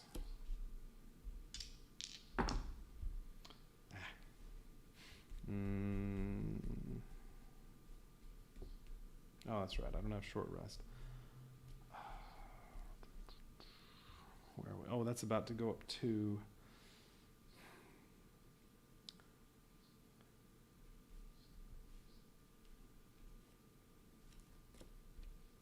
Well, weak attack is definitely one I can discard.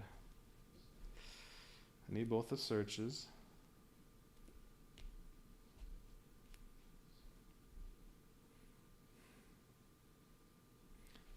You know what? I'm going to ditch one of the walks.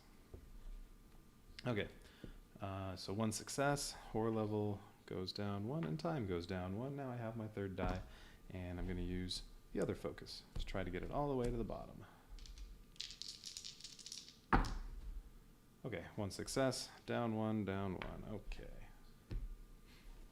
Time to search.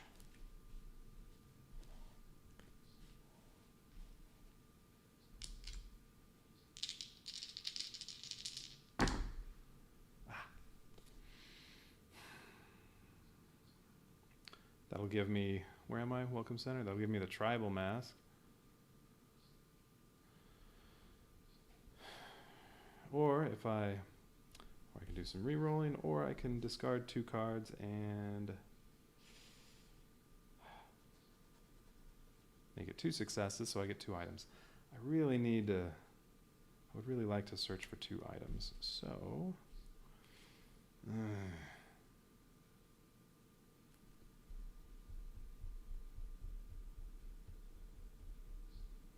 you know what, I'm ditching both of these. Okay. One time. I'll hang on to my close call. I'll re-roll if I need. Alright, so I get the top 2 items.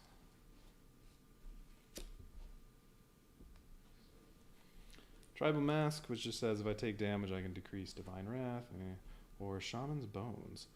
Look at the next tarot card, and either place it on top or the bottom of the deck, and it has 3 charges.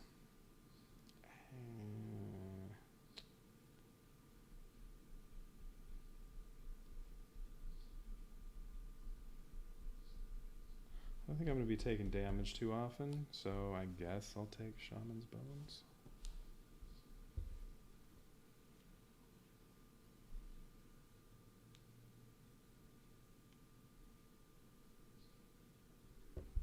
Get in there. Okay, that goes on the bottom. Other search.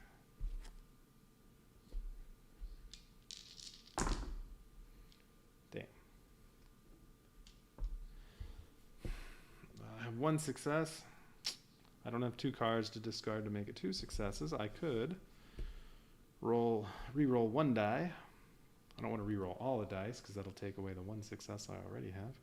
Alright, re-roll 1 die. Nice. Alright, I've seen the whole deck at the Welcome Center. Oh, there's Carolyn. But as soon as...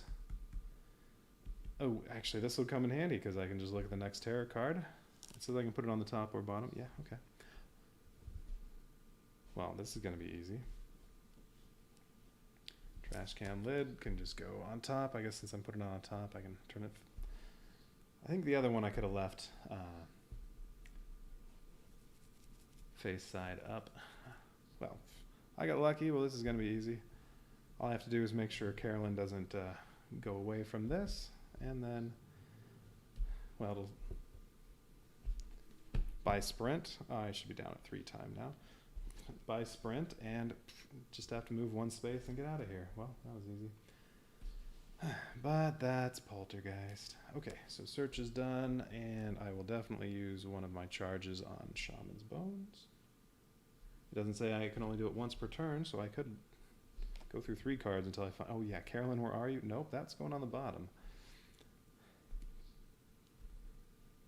Alright, let's look at what the next one is. Shadows are closing in.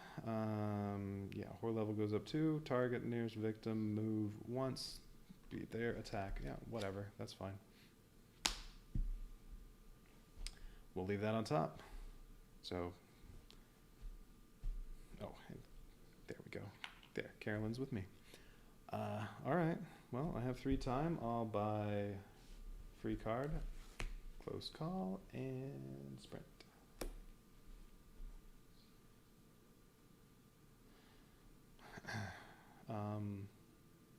Well, actually, before that, Poltergeist does regular action, which is going to be move in here and kill one of these.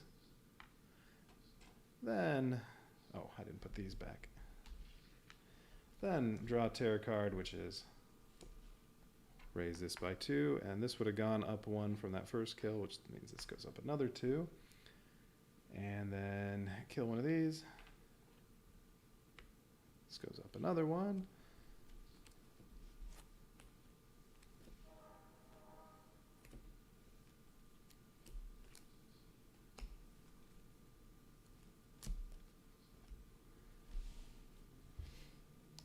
Alright, and then even if I get no successes, I can still move one space and Carolyn will be out of there. So it's already over, but we at least get to hear how a couple more people died. First one was another general death, and I'm down to 2 dice now, 3. And then the shadows are closing in. Alright, general kill number 3. So this little piggy right here. Oh, you're not dead yet. Water lapped at Henry's feet. Hi, Henry. As he skirted the edge of the lake. Oh, but that one was over here. That's too bad. No, they were both here. So it was next to the lake. The sacred grove across the dark water made him uneasy. Ooh, that'd be the holy groves. This worked out very well. But his wife insisted on meeting him there after the kids had their nap. Henry felt something like a touch on his ankle and reached down to see what it was. A soggy hand gripped around his wrist, pulling him down into the shallow water. He wrestled with it as innumerable hands reached from below the surface and grabbed him in multiple places. As he fought, they inched him deeper into the blackness of the lake. Air raced from his mouth below the surface, and still more hands came from the inky blackness, pulling him deeper. There wasn't any air left in Henry's lungs, and his eyes closed. He saw a spectral woman, her hollow eyes peeking at him through the depths. Henry, you're dead. All right. Shadows are closing in. Killed the other person. There it is.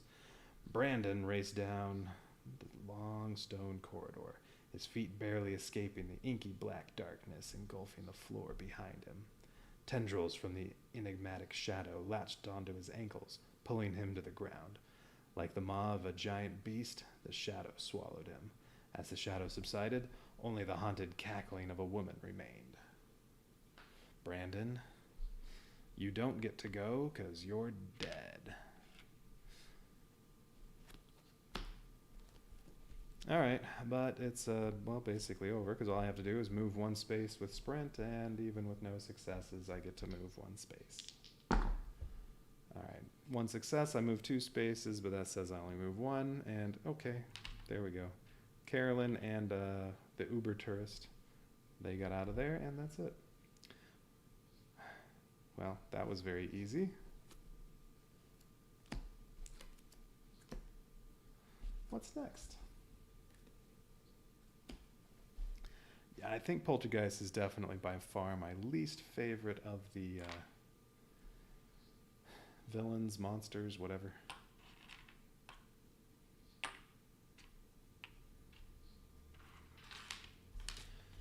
Alright, which one's going to be next? A Johnson's family outing at the carnival.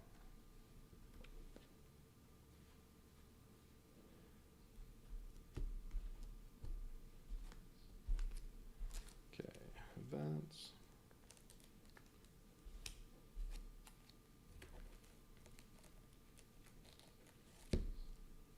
Items. Got Carolyn. Mr. Floppy's in here somewhere.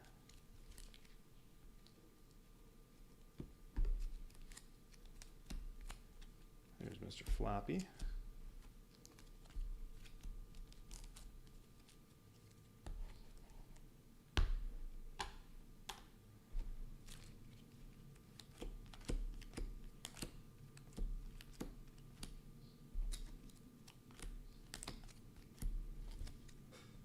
Okay, Sacred Groves tarot cards. What am I missing? Tokens. And these. Alright, that was Sacred Groves. Now it's Carnival of Blood.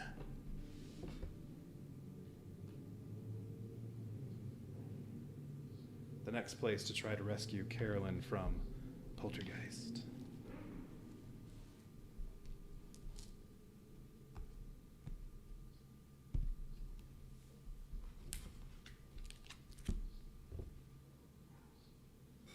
Okay, who's it this time?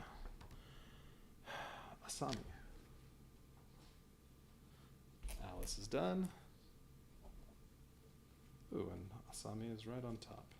I think I used her.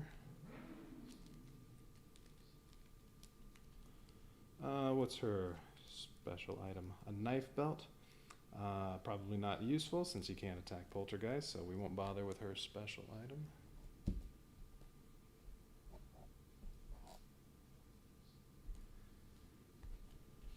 She has 5 health. And what's her special ability? If she rescues just 4 people, whenever you draw at least 1 item card, draw an extra card and choose one.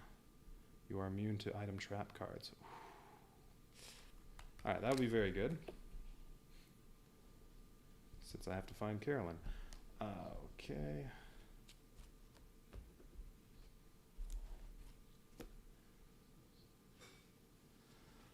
Alright, set up for... Oh, well, we have to read Johnson's family outing. While the threat of Carolyn being abducted never fully went away, the Johnsons were getting more comfortable with the risks. Oh, that's good to know.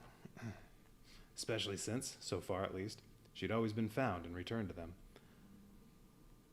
So they began to get back to being a bit more like a normal family.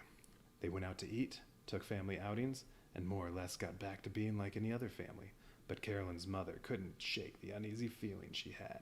So when Carolyn was invited by one of her friends to go to the carnival, Mrs. Johnson said no. Carolyn didn't understand and was very upset. She begged her family for permission to go, and after several days, Mrs. Johnson finally gave in. Carolyn's friend June, along with June's mom and older sister Asami, came to pick her up that night, and they all headed to the carnival. This was the opportunity the Poltergeist had been waiting for. Really? That seems silly.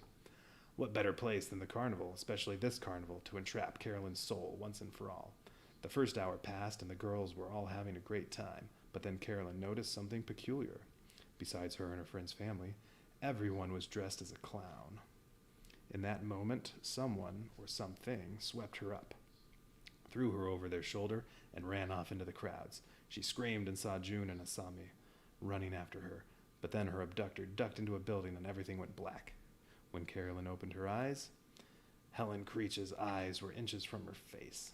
She laughed her ghostly laugh, then turned and flew, dissipating from view. Carolyn knew she'd be back. She just hoped June and Asami would find her first. Okay, no laughing matter.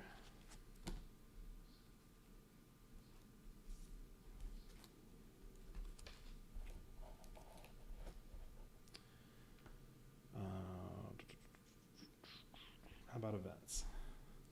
4 events. Clowns everywhere. Okay, that makes sense. Well, that one's starting off. What else? Did you follow me here? Oh, also a starting event. Full moon and how dangerous can it be?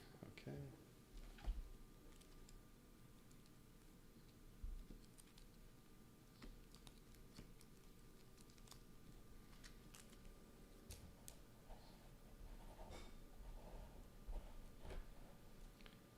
What were the starting ones? Clowns everywhere. And did you follow me here? Okay, so clowns everywhere says, during the upkeep phase, victims in the big top and any adjacent spaces panic. If they panic into the space with an enemy, they are killed immediately. Okay. That doesn't sound too terrible. And how no, not that one. Did you follow me here? Yeah. Place 4 new victims at the big top. Great. One of them is a special victim who is your plucky younger sibling. While the sibling is in your space, you may spend 2 time to re-roll 1 die. If the sibling dies, +2 bloodlust. Better reset that. Alright. So we need this one. Alright, so both of those are in play already. I'm gonna have to remember the whole upkeep part. That's every turn. And then at some point these might come out. How dangerous can it be? During the upkeep phase, each victim moves 1 space toward the closest trap token. Okay. And full moon. The victim farthest from you is the world's hairiest man, and it's actually a werewolf. The werewolf will not follow you and cannot be targeted, saved, or killed. During upkeep, panic the werewolf.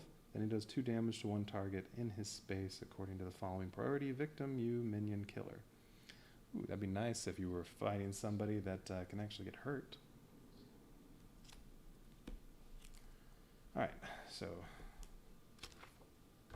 those events could come up.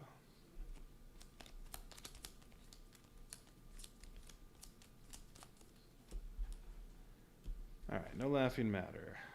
The Poltergeist is at the clown car. Good start. And I'm already in things to astonish. I get to start on a space where there are items. Oh, okay.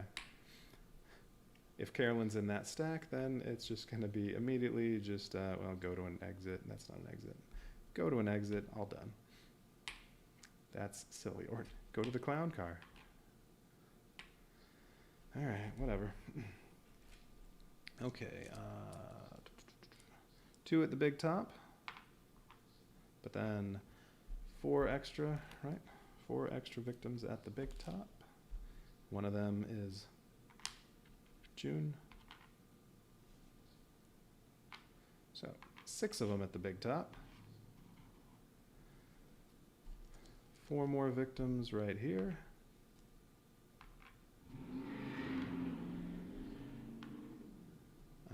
2 down here.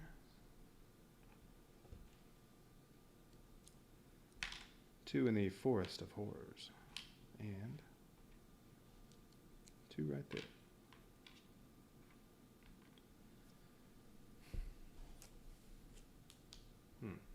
So, yeah, if I save 4 people, I get an extra item card every time I draw an item card. That would be very helpful, but how long would it take to rescue 4 people? Clown car is right there. That's the closest place. So not long. Let's see. 1, 2. It'd take 8 movement to rescue 4 people at the clown car.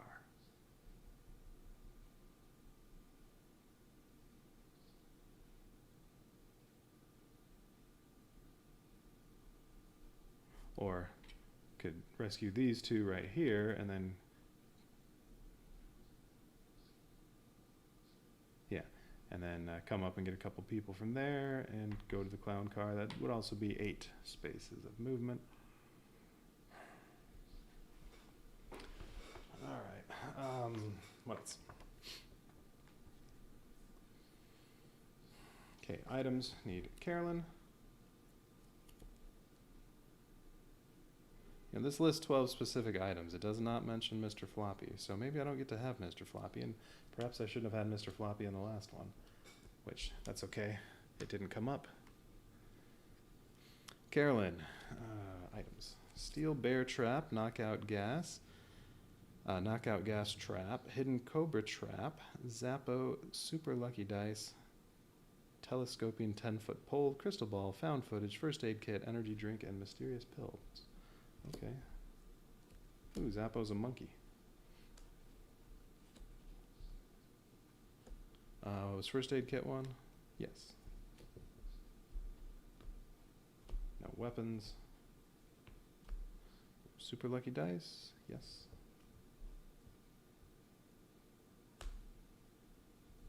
Trap. Crystal ball. Trap. Mysterious pills. And the other trap. Is that 12?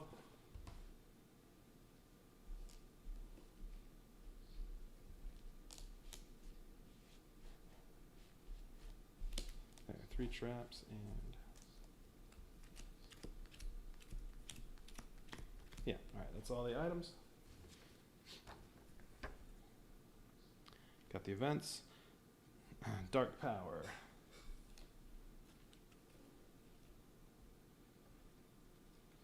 Eternal Despair, and finale card, Relentless Assault. Alright, Relentless Assault is bad. What was it? Eternal Despair.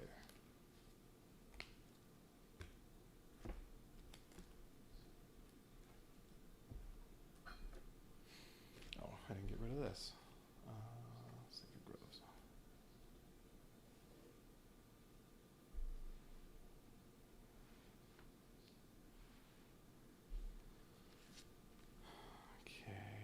Terror cards. the wrong one. Tarot cards. Let's see. From Carnival Blood, 3 cards. I'm all wrapped up and I can't get free.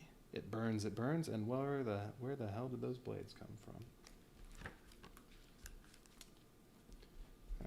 Put that reference card over there. It burns, so that's another trap. Where the hell did the blades come from? Another trap. And I'm all wrapped up and I can't get free.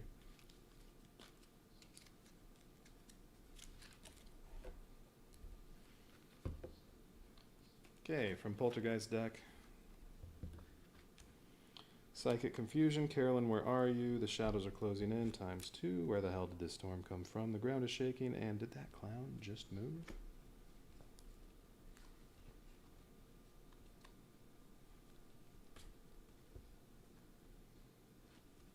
See, the shadows are closing in, both of those. That's 5. What am I missing? Psychic Confusion. And the ground is shaking. Okay.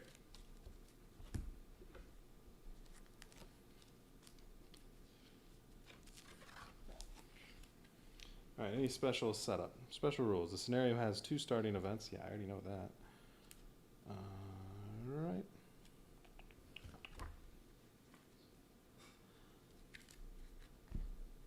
So what kind of powers are going to happen?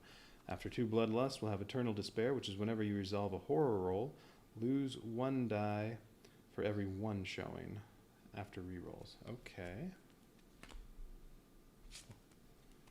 Sorry, yeah, lose 1 time. I think I said lose 1 die. I don't know. All right. And then Relentless Assault. Once the finale card comes out, Poltergeist teleports to my space and attacks twice. Need to get Carolyn out by then or have a bunch of meat shields. There are plenty of meat shields around.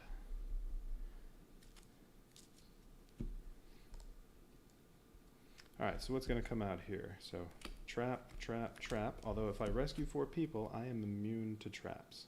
Oh no, just the item trap cards, not these traps. Okay. What do the item traps do? Steel Bear Trap says, it's a trap! Lose 1 health. You must spend 2 time to remove the trap from your leg and cannot move again until you do. Well, okay, that's really not that bad. Knockout Gas Trap. You fall asleep, immediately end the action phase, and set the time marker to 0. Recover 1 health from a good rest. Alright. And Hidden Cobra Trap. Place this next to your final girl card. During upkeep, lose 1 health. Oh, so you're poisoned. The next time you recover health, you must discard this instead. Alright, so as soon as you heal, you stop losing health. Okay.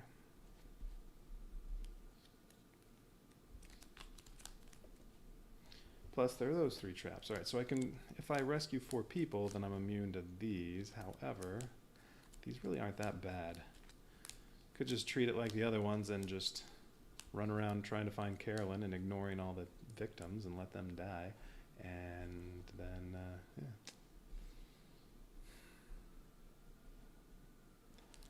'Cause, yeah, I don't get to also be immune to these. So, these are all going to damage me. So I need to stay with good health because of all the traps. And, ooh, horror level goes up 2, horror level goes up 2, maybe. Wait, horror level might go up. What does Psychic Confusion do? Ah, yeah. You get 1 fewer die when you're doing a search, unless you've already found Carolyn, so that's a good reason to try to go quickly and not try to rescue people first. Horror level goes up 2, horror level goes up 2. A lot of horror level going up.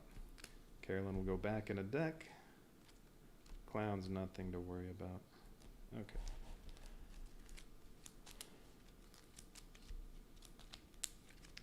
So I'm thinking,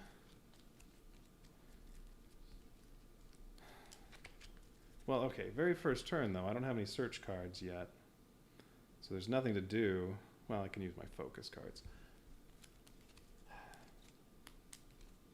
This should be a 3.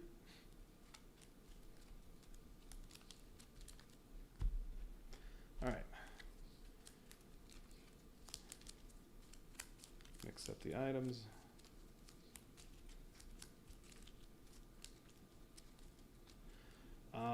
Wait, I don't remember. I think with this one you don't actually reveal any of the items. Oh wait, or one goes on top and then the bottom three, one will have a trap in there. How do I set this up?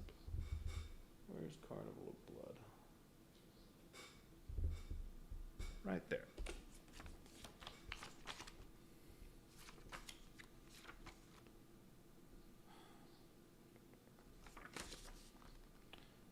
Yeah, deal 303, tax 2, 1, 3. Yeah, okay. There's still an item on top. It's just 2 of these and 1 of these, and then on top of that is going to be a crystal ball. Oh, and this will be the first one. So, Forest of Mirrors, not mirrors, Forest of Horrors. Crystal ball. Once per action phase, roll a die. 1 through 4, nothing happens. 5 through 6, look at the next tarot card and place it on either the top or bottom of the tarot deck.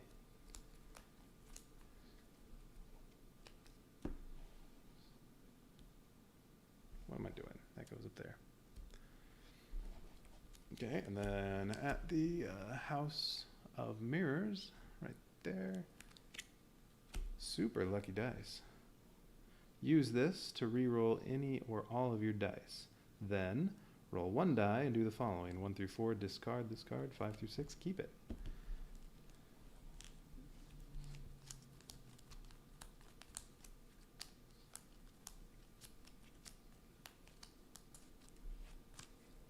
And there is a 1 in 9 chance that the right on top will be Carolyn.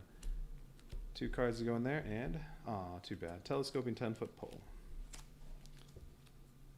Once per action phase, you may skip 1 space when moving. Okay. But it's 2-handed, and you have to have 1 hand for Carolyn, so once I find her, I can't have this. No effects are triggered in the skipped space, and no victims may follow you into or beyond the skipped space. Whatever. All right.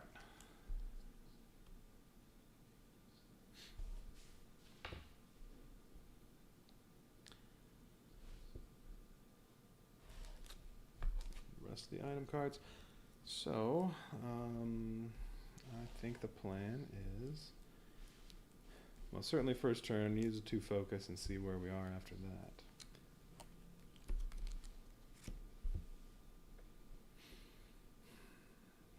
So yeah, it's only have to rescue 4 people, which I'd get a free search card, a health, move 1 space, and 2 horror level decreases.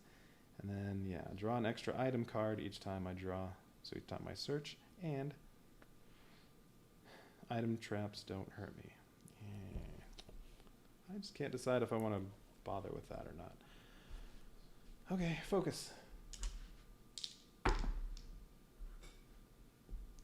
Well, that sucks. Can't do anything with that. I lose 2 time. Okay, let's try that again.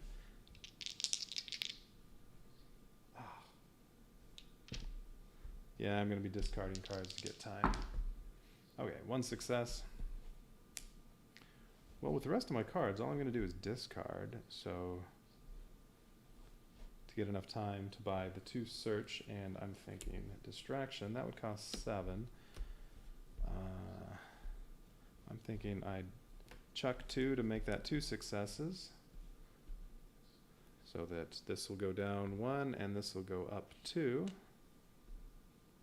Basically, I trade in those for 3 time, and then ditch 1 walk to make it 7.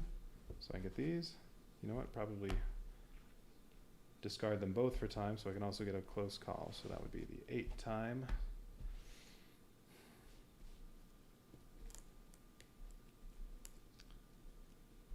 Unfortunately, distraction might not be enough to get me to 3 dice, because it's going to go up 1 immediately.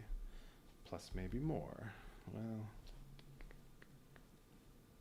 but I do have the close call. Yeah, all right. I'm going to do that. Buy those for 8.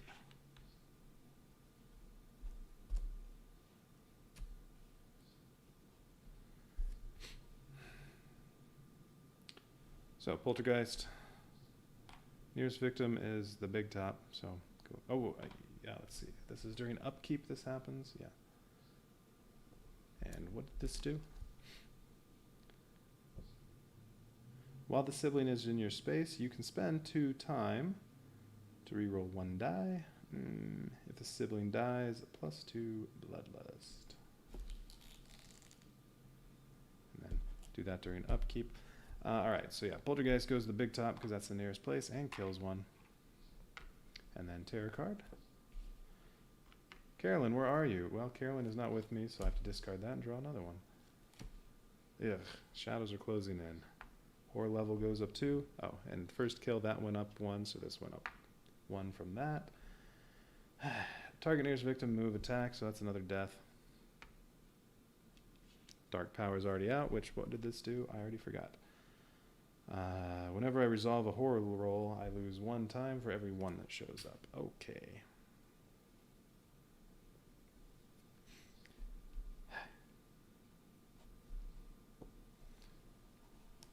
And then this is during the upkeep phase, victims in the big top and any adjacent spaces panic.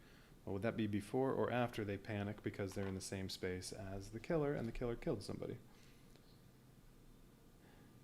If they panic into the space with an enemy, they are killed immediately. Well, that's good. Oh wait, no. And any adjacent spaces. So these ones will panic too, and if they roll a 3 or a 4, they die. Okay.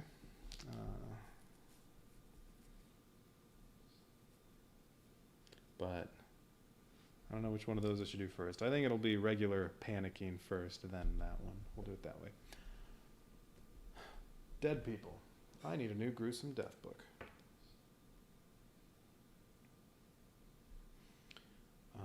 Carnival of Blood. First one was a general kill. We'll go with number 6.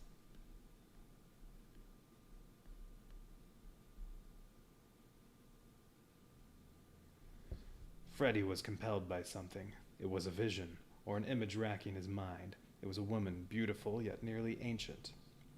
She held out her hand to him and led him by his mind through the wild carnival. Soon he found himself inside a large, dark tent.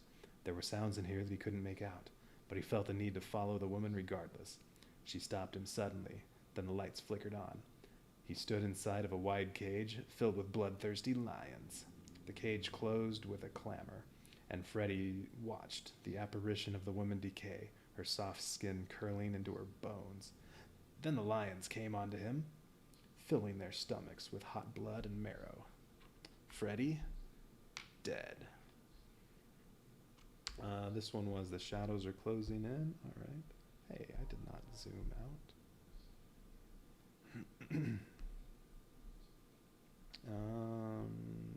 It's around somewhere. There it is.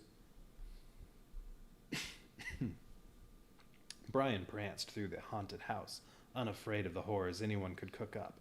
He noticed movement behind him. Turning around, he said, "Try your best, loser." Suddenly, he was surrounded by dark forms. He expected their features to show as they got closer, but instead they stayed dark, flat images. The strange silhouettes grabbed him and dragged him away screaming. As he was pulled away into the darkness, his screams went silent and the sounds of the House of Horrors started up again. Brian, dead.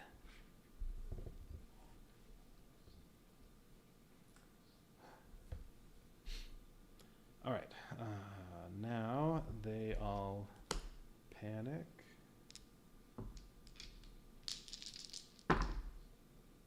Oh, I guess I should have rolled one separately for that one. Well, we'll say it was the top one. So 6 goes where? 6 goes to the House of Mirrors. And then 5, 3, and 4. 5. 3 and 4 go up there. Now we'll do clowns everywhere. So everybody in the big top and adjacent to the in adjacent spaces panic. Anybody that moves into the big top, since that's where Poltergeist is, will be killed.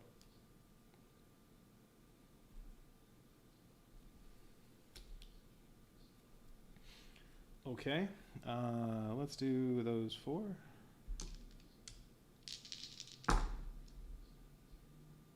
6, 6, 1, 2. Ooh, none of them went to the big top. 2 of them are going to go up that way. We'll separate those. 1 here, 1 here. Okay, those 2. 6 and 4. One of them goes down here. The other one goes there. Dead. Okay, June. Ooh, 1 through 3 goes to the big top. That sucks. 6. Okay, clown cart, nice. Now she's not even adjacent to the big top, and 1 more. Also a, wait, is that a 5? 6. Hey. Okay.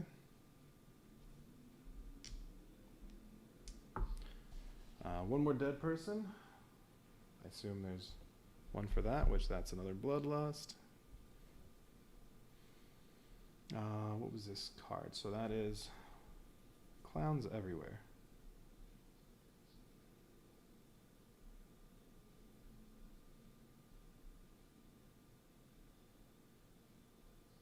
No, it's not a tarot card.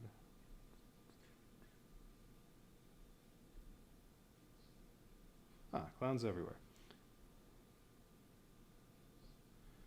Andy was horrified by clowns. Their unnaturally large noses, powdery makeup, and colorful wigs made for something so strange he couldn't pin it down. He came to the carnival with his family, and only for them. As he walked through the crowd, with them, he noticed a pale lady in regal attire hover out of sight. That moment the clowns came.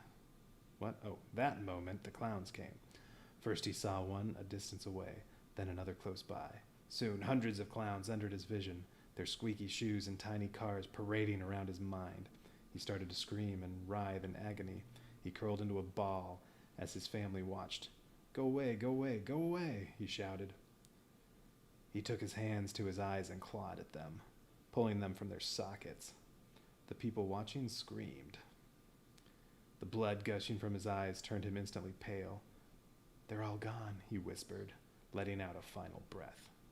Yeah, all right. Andy, you're dead.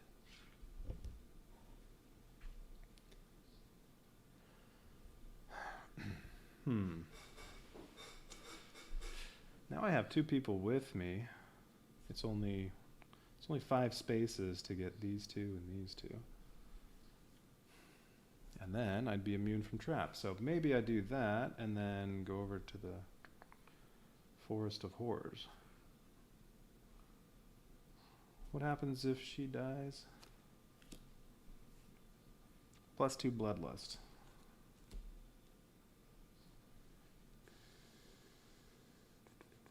Well, alright.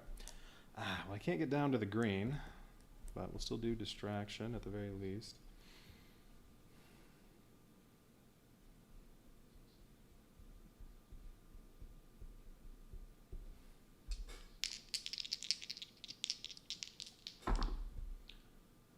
Three and 4. Damn. I can lower the horror level by 1 and lose 4 time, or I can chuck 2 cards to do horror level by 1 and gain 1 time. So basically that's worth 5 time, or I could re-roll something.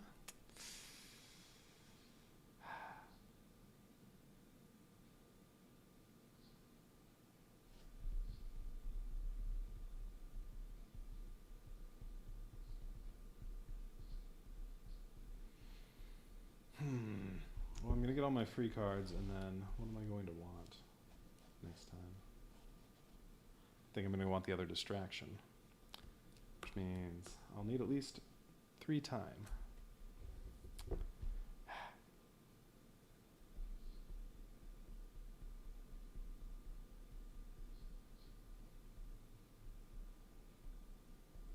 Or I could just do searching with only 2 dice.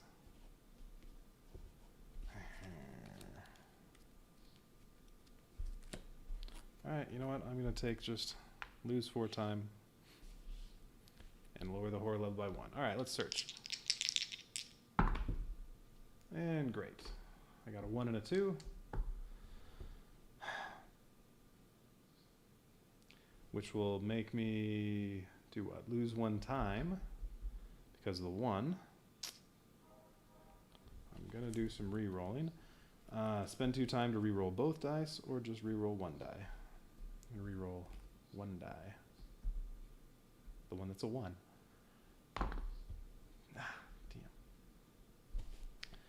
Alright, well, with no successes, I get to take the top item card, but then horror level goes up 2 and I lose 2 time, or I don't get an item card, horror level goes up 1 and I lose 2 time. Alright, that was maybe ill-advised.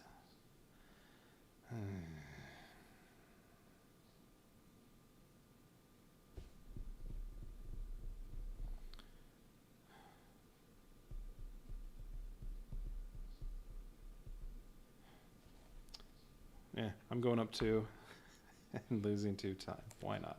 And since I already have 0 time, I'm using the other search. So I do get the card. I get the telescoping 10-foot pole. All right, other search. Okay, I got a success, which is take 1 item, and I lose 1 time, which will end my turn, but so what? I don't have anything anyway. And so all I will get to buy are the free cards. Oh. And I got a 1, which would also make me lose 1 time. So, well, whatever. Doesn't make a difference. Okay, what's my item? Ah, a trap. Steel bear trap. Lose 1 health. You must spend 2 time to remove the trap from your leg and cannot move again until you do. Well, I can't do it right now, so alright, this is on me right now, and I lose 1 health. And it's going to be 2 turns before I can search again. So maybe I'll just go rescue people in the meantime. Although, first I'll be spending 2 time. And I'm almost down to 1 die. Oh, no, I am going to be down to 1 die. I probably shouldn't have taken the 2 to horror level. That was a horrible turn.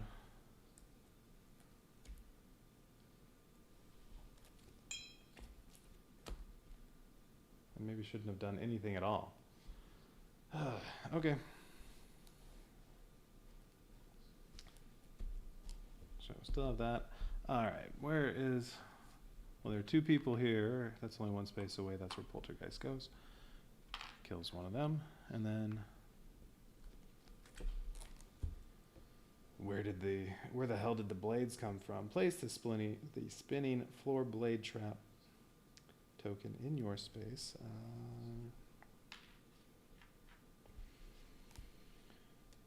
Immediately apply the trap's effects to you and any victims in your space. The victims, I believe, just die. Oh. I didn't read gruesome death. That's another general one. Oh yeah, that just happened.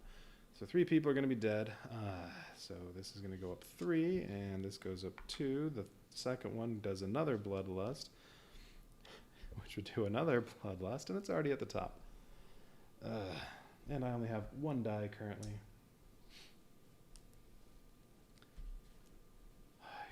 Okay, and then spinning blade trap. Roll 2 dice. For each result, do the following. 1 through 4, you take 1 damage. 5 through 6, you may move 1 space. I don't want to move.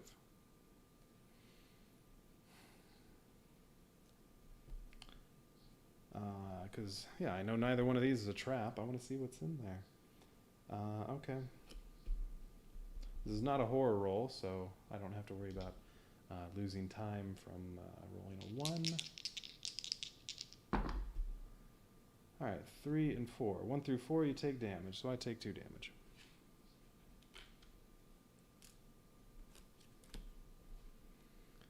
For each 1 through 4 you rolled, horror level goes up 1. Which, since it's already there, discard terror card twice. And I take damage twice. And I'm dead.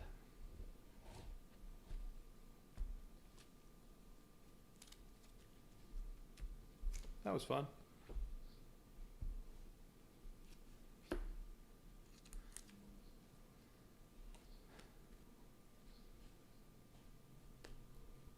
Oh, I had Mr. Floppy sitting over there. All right, well, that was fun. Gonna have to do that again. That was quick, though.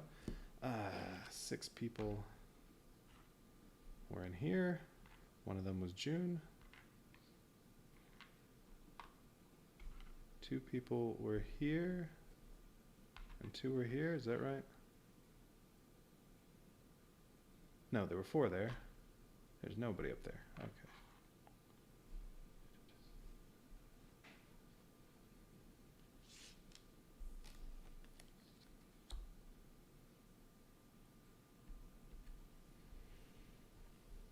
That was a very quick death.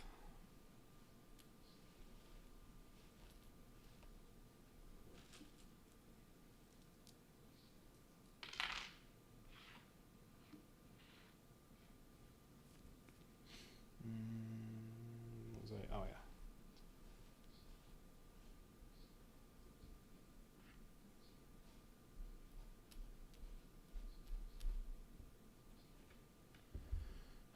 Okay. So where was Carolyn? Was Carolyn in the House of Mirrors? Yep. Oh, and she was the second one on there. So could have found her in one search.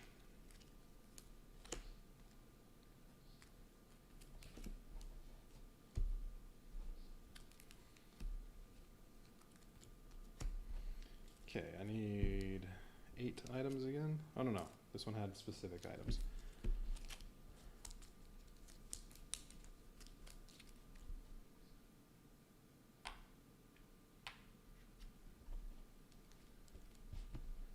And this was one of the top. Well, since I didn't get an event, I'll just leave that.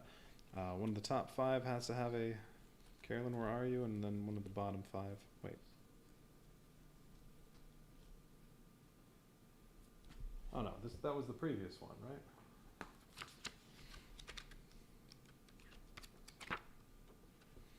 Oh, I didn't even notice this at the back. A little bio of each of the final girls and tips for playing with each one. Huh, okay. This is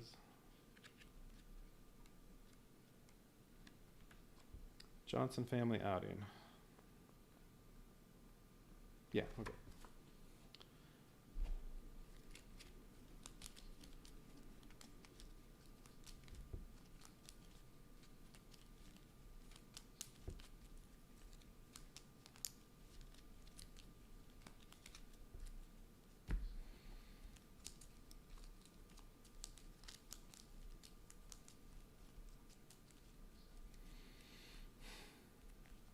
All right, House of Mirrors. Oh, need to mix these up too. On top will be Zappo, and then, or excuse me, Forest of Horrors, House of Mirrors. On top will be First Aid Kit, and then in my spot, be Carolyn. Darn, pepper spray.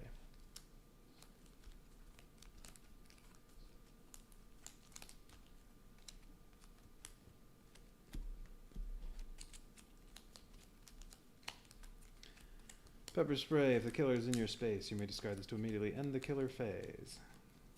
Can be useful.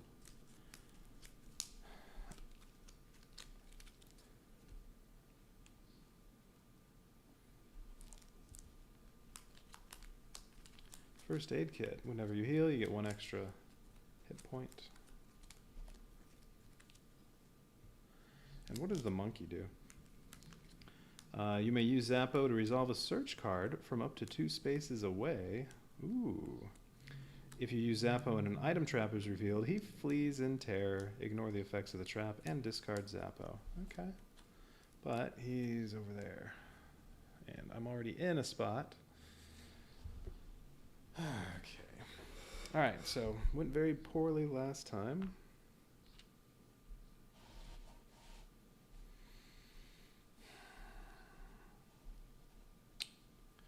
Do I again want to just hang out here, search through that item deck, and then go somewhere else, or do I want to try to rescue people?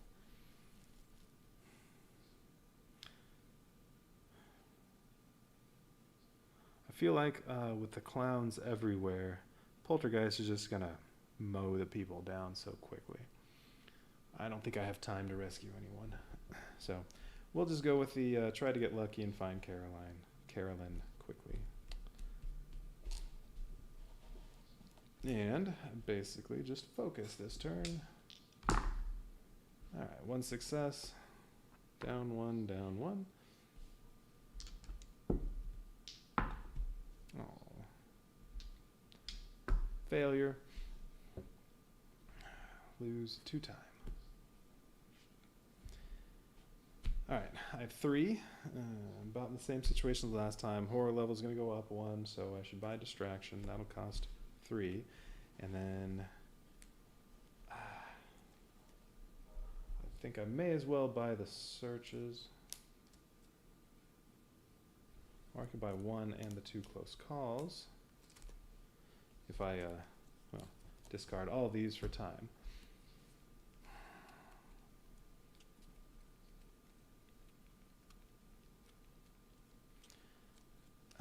Yeah, I think I'm going to do that.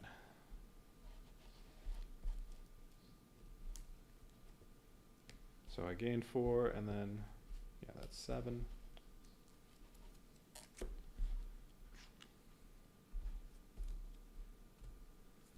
Okay, Poltergeist again goes to Big Top and kills somebody, and then does Terror card.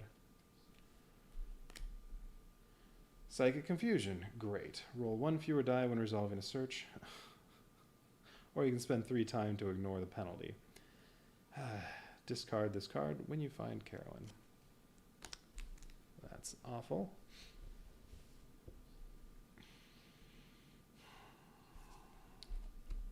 So currently I'd be rolling 1 die when I search.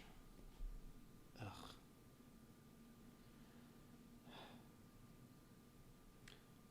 But good news is, well, if I can get lucky and get 2 successes, I'll go back to the green right away.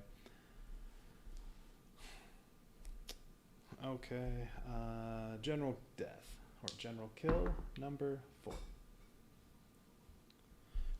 Who's this person and how did he or she die?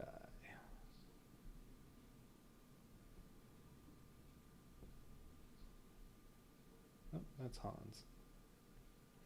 Alright, number 4. The fortune teller's booth sat in the far corner of the carnival. It was a large tent with a conical top and a long, slender entryway of purple velvet. Anthony wasn't superstitious, but he had had enough beers to make him more than wary of his fate. Anthony stepped into the tent to find an old woman at a small table in the center of the dark room. Anthony sat down at the candlelit table and passed the woman a $20 bill. With a grunt, the woman laid out a deck of slender cards, gesturing for him to pick one. Anthony thought for a moment, then slipped a card from the stack. It read Death and depicted a skeleton holding its own head, laughing. Anthony, in a drunken stupor, ran for the entryway. As he did, the tent fell into utter blackness, swallowing Anthony into its deadly embrace. Anthony, you are dead.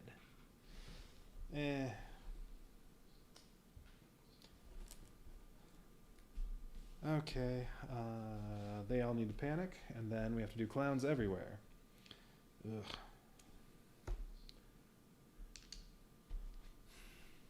Or I should do clowns everywhere first, and then have all them panic. I don't know. Well, alright, we'll do 1 for June. We'll have them panic first, and then do... I feel like they shouldn't be panicking twice.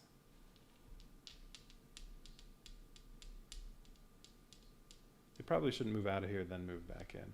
Alright, so I'm thinking really what would make more sense would be all 9 of them panic, and these 4, if they go in here, they die. June 1st. 1.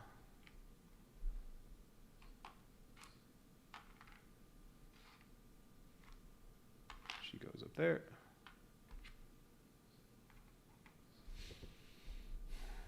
The remaining 4. Ooh, 6655. 2 over there. 2 down there.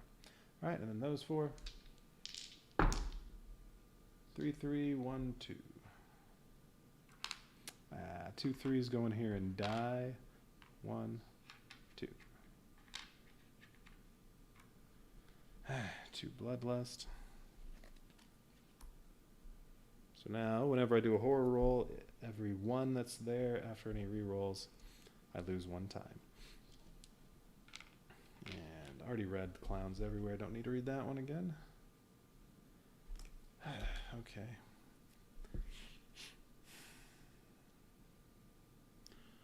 Well, at least Poltergeist will not be on the big top next time.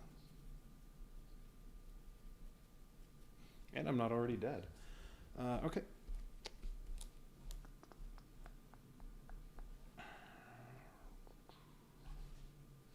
So, distraction.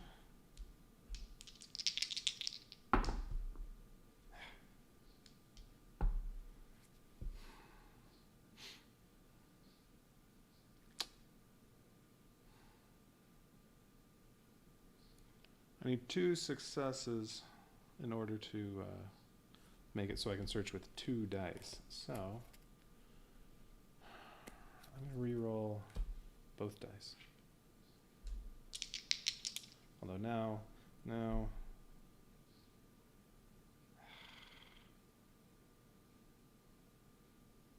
Yeah, all right. Oh, look at that. 2 successes. Got lucky. All right, I gain 2 time, and this goes down. So I get 3 dice, although I'm about to search. So I only get 2 dice because of whatever. Psychic confusion. Oh, that's a little too high.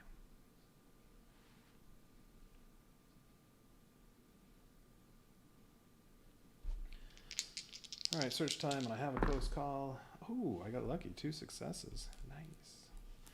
Okay, so I get to look at the top 2 cards, and I lose 1 time. And I still have a close call. All right, so pepper spray and super lucky dice. Re-roll any or all dice, and you have a 1 in 3 chance of keeping it, or pepper spray. You know what? I'm going to take the dice and put that on the bottom. So there's 1 more item in there, and then a trap.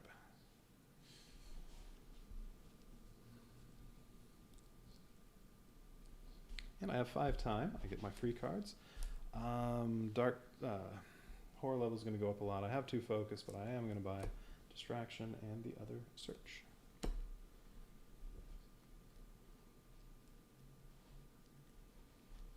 Yeah, all right. That'll cost 5.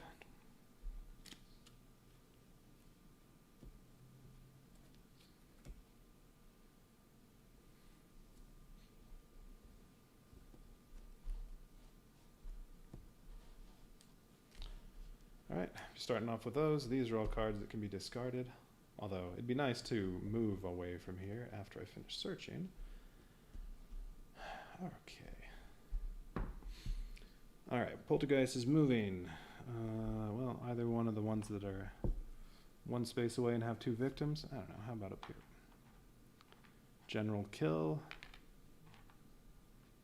And then, all right, so this will go up 1. So this goes up 2. And then I'm all wrapped up and I can't get free. Place the rope trap token in your space. It's a net. Oh, wait, no. Not first. First, target me, move, attack. Ooh, only currently 2 movement though, so I guess here, since there are victims there.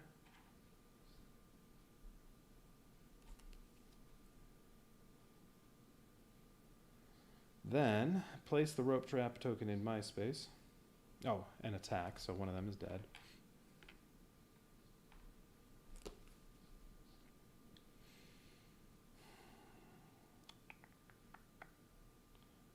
Oh, it to any victims. I think that other victim is just going to be dead. What does the rope trap do? Rope trap. Well, yeah, all the traps kill victims. Okay. All right, so that was 2 more.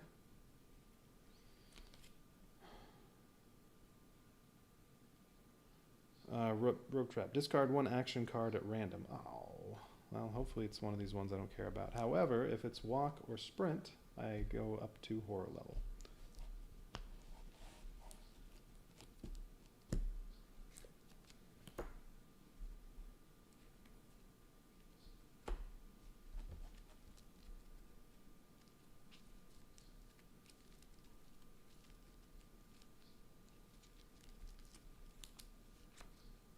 All right.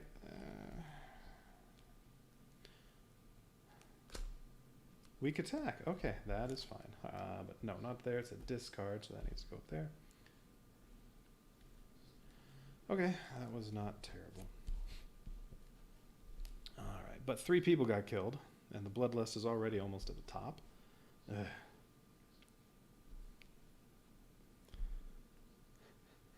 Six kills in 2 rounds. All right, so what killed?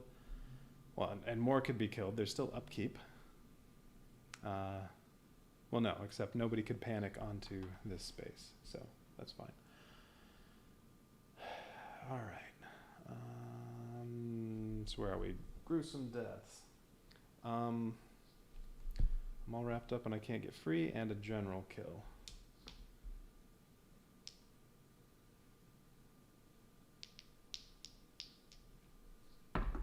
General kill number 2. All right, first kill. This is Valerie. Valerie had to park at the very end of the parking lot, far away from the carnival entrance. As she walked, she felt something strange in the air. It swirled around her, taking all of her attention. She walked alone between rows of cars that faced her, and suddenly they turned on. Light after light turned on as she walked, painting her with a white glow. She stopped, afraid of the feeling and the impossibility of the moment. Then a driverless truck shifted from its place. At full speed, it tore into her, flattening her into the gravel parking lot. Valerie, you're dead. And I'm all wrapped up and I can't get free.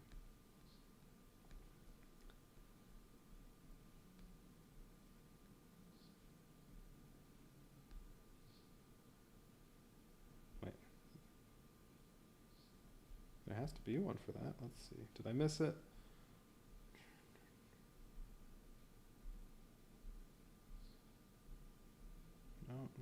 No. Oh, there's one that says rope trap. Yeah, a rope trap. I mean, this killed one of them, and then rope trap killed one of them. So, all right, that's fine. That one's dead. This one is Callie.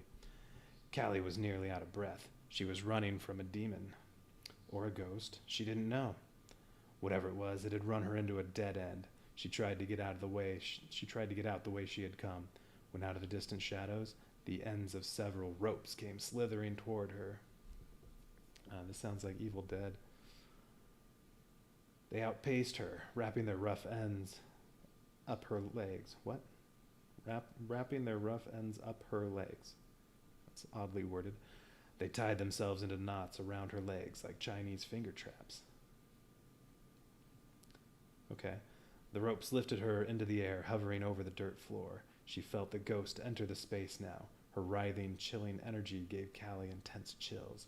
Then her sunken face appeared before Callie, wrapping her thin, cold hands around her neck. The ghost squeezed, crushing her esophagus, and Callie's body went cold, suspending in the air like a hung criminal. How about a hanged criminal? But who knows? The criminal could be hung too. All right, Callie, you're dead.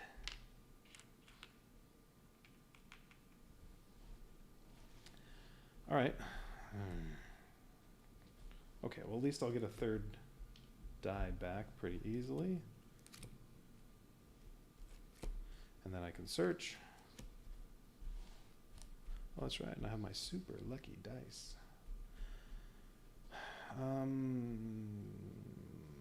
Which one to do first? You know what? I'm going to do distraction first. That could take me into the green already. Oops. Oh, wait. It's panic time. Didn't do that yet. This one panics because it's on a space with the killer, and killer killed somebody. 3. So this one goes to big top. Then we have clowns everywhere that says victims in the big top and adjacent spaces panic. That one already panicked, so just these 2. And if they move into space with the enemy, which they can't, they die. But they do still panic. All right, June. Got a 5 and goes over here. And then the other one. Got 1 and goes back to the big top. Okay. Now it's my turn. I get to do distraction. I don't like that. I can chuck 2 cards to make it 1 success. I could re-roll. I could use my super lucky dice.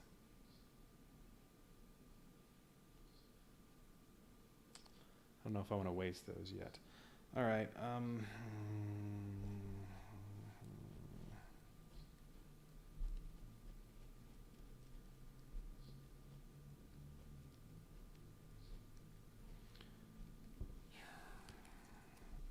All right, short rest, and it's about to go up again.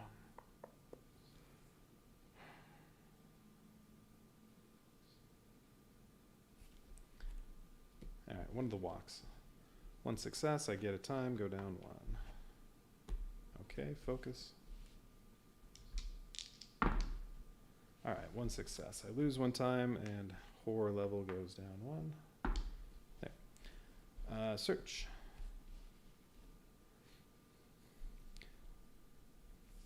Although, well, I only get 1 die. I mean, I only get 2 dice, right? Yeah, because of psychic confusion. And really, I only want 1 well, yeah, I didn't see the trap yet. If I get 2 successes, I automatically get the trap. Although if I get only 1 success, it could still be the trap. All right, 1 success, I just get 1 item. Look at that, it's Carolyn. Okay. Oh. Now it really sucks that I got rid of walk. Because if I had both walks, I could get out right now with Carolyn. With only 1 walk, I cannot. I lose 1 time. Well, it looks like maybe I'll win because I got lucky, although this could be Carolyn, where are you? There's only 1 of those, though, so there's only a 11% chance it comes up. All right, do I want to walk yet, or do I just hang on to my cards and try to get out of there? Because it's possible that Carolyn, where are you, puts Carolyn back in that deck. Oh, and this goes away. I like that part. Oh yeah, so it's not a 11% chance, it's a 12.5% chance that she disappears from me. Well, this is going to end up being pretty easy. Probably. I'll just hang on to this, and I have 5 points.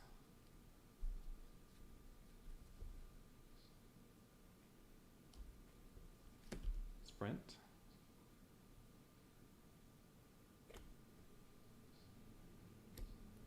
Distraction, just in case. Do I need that? Or it'd probably be better to have more cards. Close call. Guard. Alright, between sprint and walk, I only need to be able to, I only need to move, oh, I only need to move 2 spaces. Oh, no, I can get out right now with walk. That's right, clown car's only 2 spaces away. And I have super lucky dice. Yeah, I may as well go for it. Okay. I have 3 dice. I need 2 successes. I have close call. I have super lucky dice. Well, I got 1 success. I'll use my super lucky dice to re-roll these 2. I don't have to re-roll all dice. And if I just get a 3 or higher on 1 of these dice, then I escape with Carolyn. Well, I got a success. All right, move 2 spaces.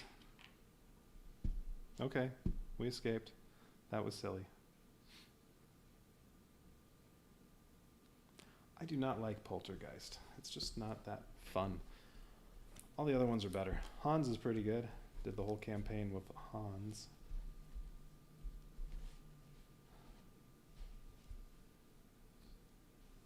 Poltergeist? No. Not enjoying Poltergeist.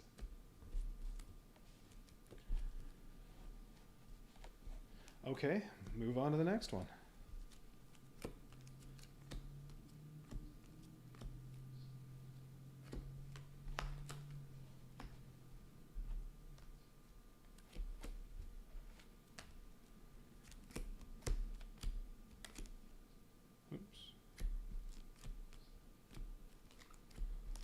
Alright, there were the 3 traps.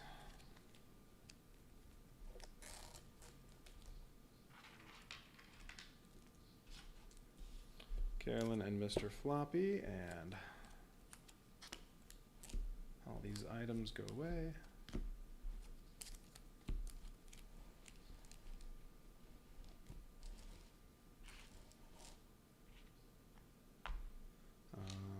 Don't need a new health token.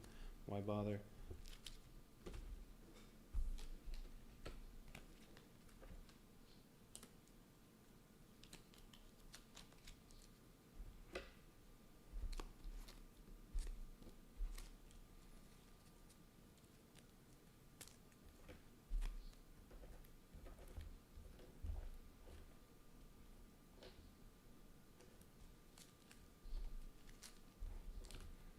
Okay, Carnival Blood stuff and tokens. Oh, and that. Alright, you go away. And what's next?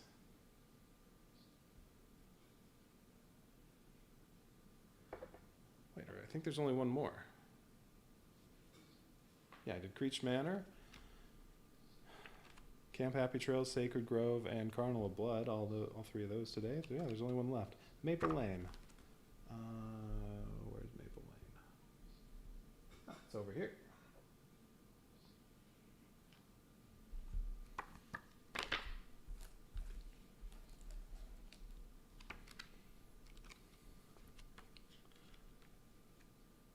Escape to the burbs. Like the Tom Hanks movie? That burbs? Why do I have so few events? Items, I mean. Oh, there are more there. Okay. Carolyn was growing up. She'd learned to resist the poltergeist and that had attached itself to her. By the time she was a freshman in high school, it had been a few years since there had been any incident. The Johnsons... so many tokens.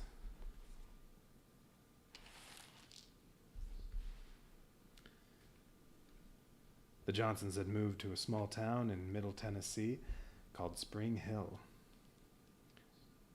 They'd settled into the neighborhood in their nice 2-story house on Maple Lane. They befriended their neighbors, especially Mike and Rhonda Smalley, and their daughter Sheila was particularly fond of Carolyn. Since Carolyn had come to be able to feel the presence of the poltergeist, when her computer went dead and her phone started vibrating, she knew what was happening. The incoming text confirmed it. There is nowhere to run, nowhere to hide. Soon you will be in your rightful place by my side, back in Creech Manor, forever. She ran to Sheila's house and knocked on the door, frantic. Mike Smalley rubbed his eyes and yawned as he answered the door. Despite how shaken she was and how much she pleaded, Carolyn could not convince Mr. Smalley to let her in. "It's late, Carolyn. Go home," he said. Home was the last place Carolyn was going. She texted Sheila 911 help and then scanned the houses at the intersection of Maple Lane and Elm Street. Where could she hide? All right, we'll get Sheila this time.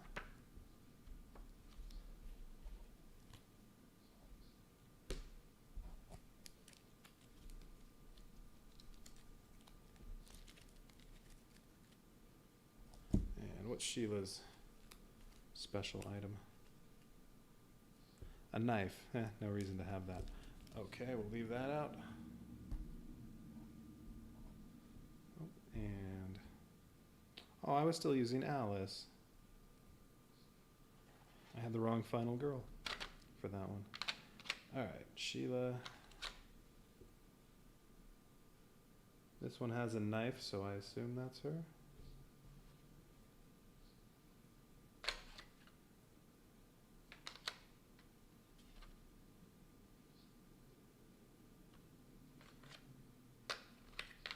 Yeah, looks right.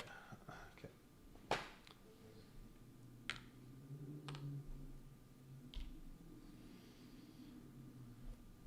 Alright, Sheila has to rescue 6 people to get her special ability, which is 2 time instead of 1 when you discard action cards for time.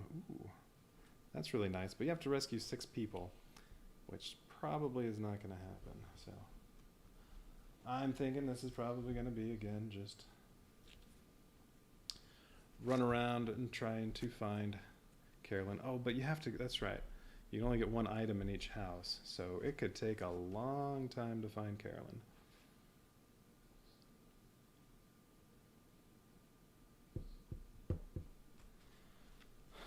Okay.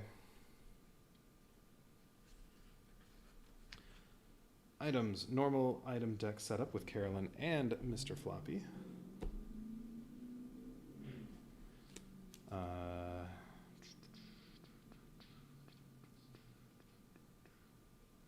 Setup. What? For setup, they wrote Maple Lane, but then down here it says Playtime on the setup card, so yeah, typo there. Maple Lane is the location, not the setup card. All right, so, oh wow, everybody's packed in the middle.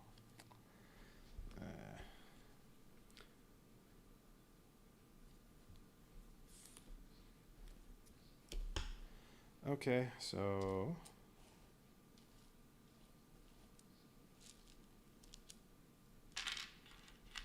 two people in these houses.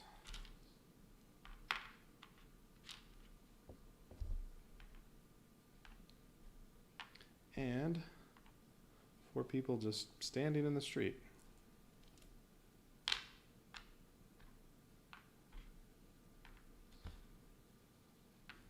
Poltergeist is there, and Sheila is up there. Well, at least these 2 houses you can go into immediately. Actually, having the people packed together is kind of nice, because then you don't have to convince them to let you in if there's nobody there.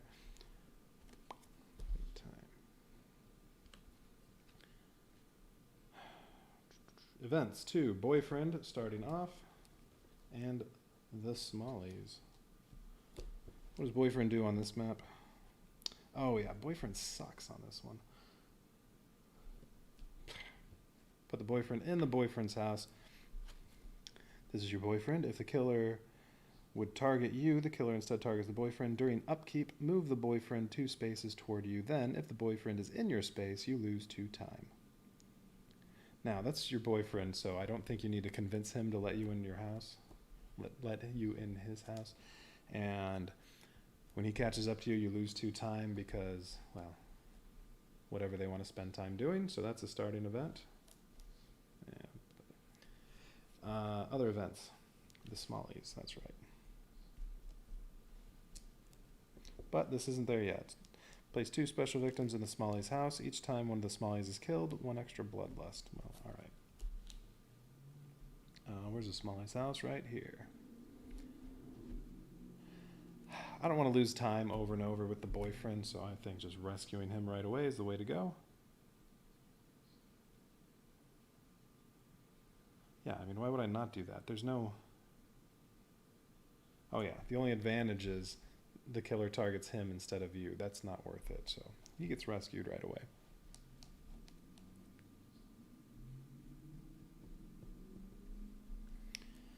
Alright. Event.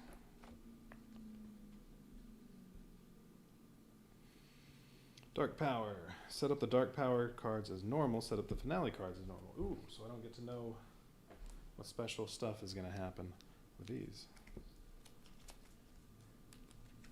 Alright, well that's the first time it's been random with Poltergeist. Alright, this one.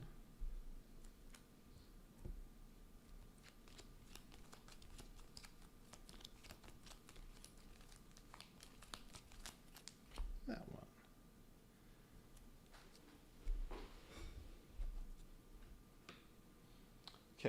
So each house can only have one item in it, but if you go in there and you get 2 successes on a search card, you still get to draw 2, but and keep whichever one you want. Okay, I need 10 items.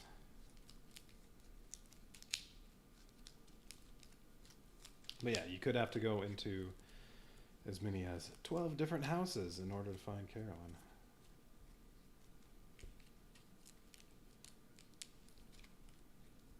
That's going to take a lot of turns.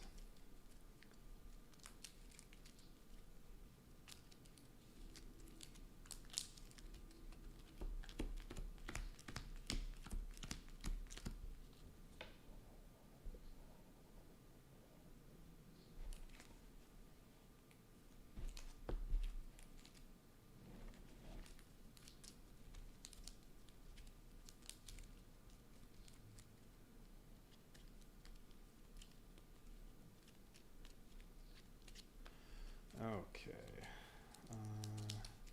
Yeah, I think this one is just going to be try to get lucky and find Carolyn right away and then exit. Like you just go in here, search. Oh, look, it's Carolyn. Exit. Saved. This says, if Carolyn, special rules, if you find Carolyn before the dark power has been revealed, reveal it immediately. I mean, so basically, if you find her by the second turn, at the latest. Can't find her on the first turn. Don't have any search cards. Right, so they still all go face up, right? Where is Maple Lane? Here it is. So there are 4 item decks.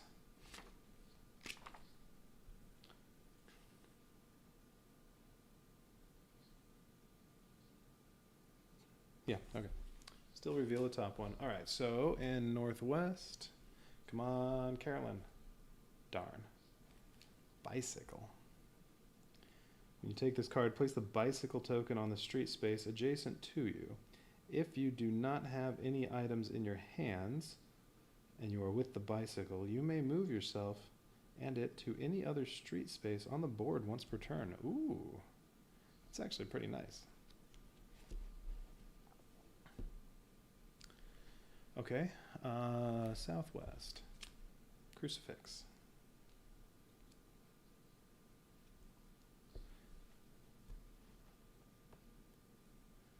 Well, discard to ignore any horror level increase. Alright. Or end an enemy's movement when they're in an adjacent space. Okay. But you have to be holding it. And I want to be holding the bicycle. Another crucifix in the southeast and northeast. Still another chance for Carolyn. Oh, well, this is going to be easy. Unless Dark Power comes up and it's Mr. Floppy, and then I have to find Mr. Floppy too. Alright, well, I can go into the boyfriend's house, get a search card, get Carolyn, and then move here and done. Yeah, Poltergeist is stupid. Oh, tarot cards. Still need those. Tarot cards.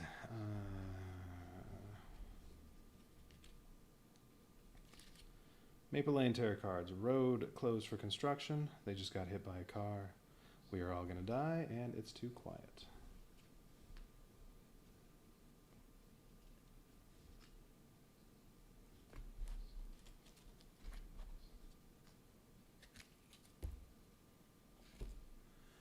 And Poltergeist tarot cards. Unseen forces, corporeal form. The shadows are closing in ×2. Unstoppable evil. Carolyn? Oh, Unstoppable Evil and Carolyn, where are you? I think it said that. Unseen Forces, I think that was one. Corporeal Form was one. Carolyn, where are you? Shadows are closing in ×2. I think that was correct. Unseen Forces, Corporeal Form. Shadows are closing in, 2 of those. Unstoppable, Evil, and Carolyn, where are you? Yes, okay.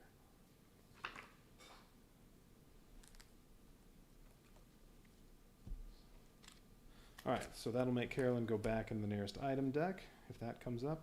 Basically, though, well, next turn, I just want to search and move in the same turn, and then that won't, I won't have to worry about that. The only thing that could hurt me is if that's the one that requires Mr. Floppy. Unstoppable Evil, I will take damage from rolling a die. Well, how much health do I have? 6. Alright.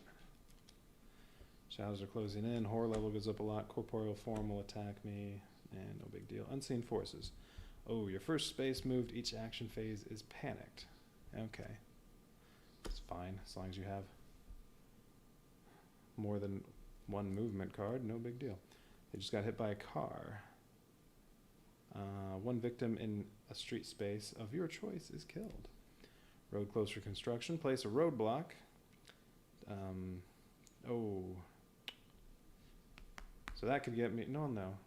Only if it comes up the very first turn. Place a roadblock on the closest space to you. That's an exit. And you cannot save any victims there. Well, victims. It doesn't say Carolyn. She's not a victim. So I think that wouldn't matter. And that would give me the smallies. It's too quiet. Target me. Move twice. Yeah, whatever. Ooh, lots of bloodlust on this one. We're all gonna die. We're all gonna die. Okay. Yep, so still the only thing that... the only way I could possibly lose is if this requires Mr. Floppy. I don't think there's anything else that could lead to a loss.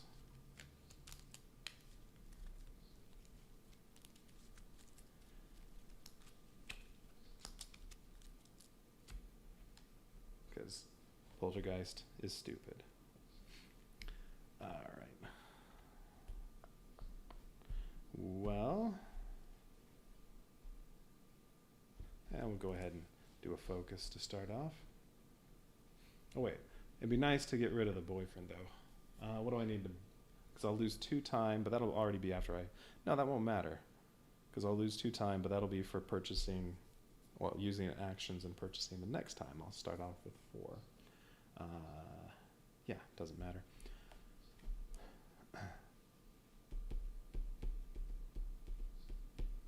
Yeah, we'll focus first.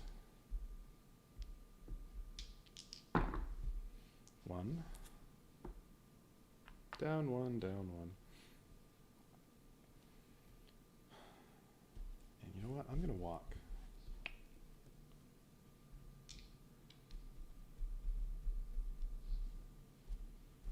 Alright, I want to check one other thing real quick. Maple Lane.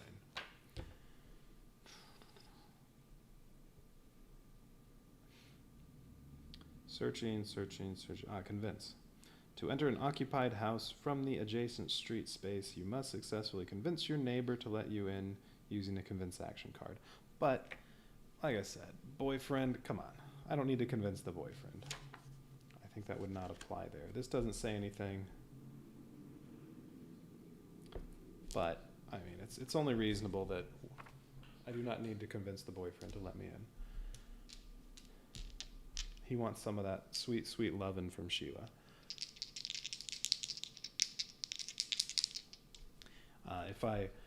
If I did need that, well, whatever. I would just end up buying both of these just to make sure I got in. Just need 1 success. And search. And sprint. That would be 2. That would cost me 6. Okay, since the mission's going to be... Actually, no, I wouldn't need these because at the end of the turn, if I'm still here, boyfriend's going to come there. And then if there's nobody there, I can get in on my own anyway. So I just won't move yet. No walking. We'll focus instead.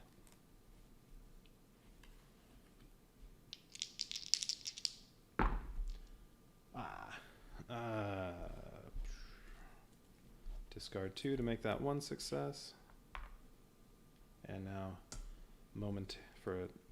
Yeah. I will briefly have 3 dice. It's going to go away almost immediately. Alright, I'll keep my 2 walk cards. And just in case the one shows up about my being panicked on my first movement, I should also buy sprint just in case. Alright, sprint and search will cost me 4. I don't have anything else in reserve. That's okay. Alright, that'll cost 4. Go back to there. And then in upkeep, boyfriend's going to come out here. Well, I don't know. Just in case killer does something first. I will probably lose 2 time. Poltergeist will go kill this one. And then terror card is... Well, this goes up 1 from the first kill, so that's really going up 3. Then target the nearest victim, move, attack. Let's make it interesting. Moves up here. Kills that one. Dark power comes out. Oh, hopefully not Mr. Floppy. It's not Mr. Floppy. Whenever you resolve a horror roll, lose 1 time for every 1 showing. Okay, no big deal. Alright, yeah. Poltergeist, you're screwed. Okay, so general kill, then the shadows are closing in. New death book.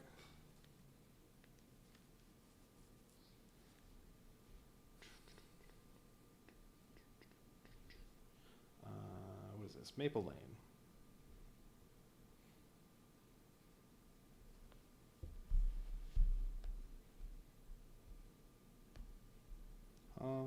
Hans. Poltergeist. First general kill. Number 6.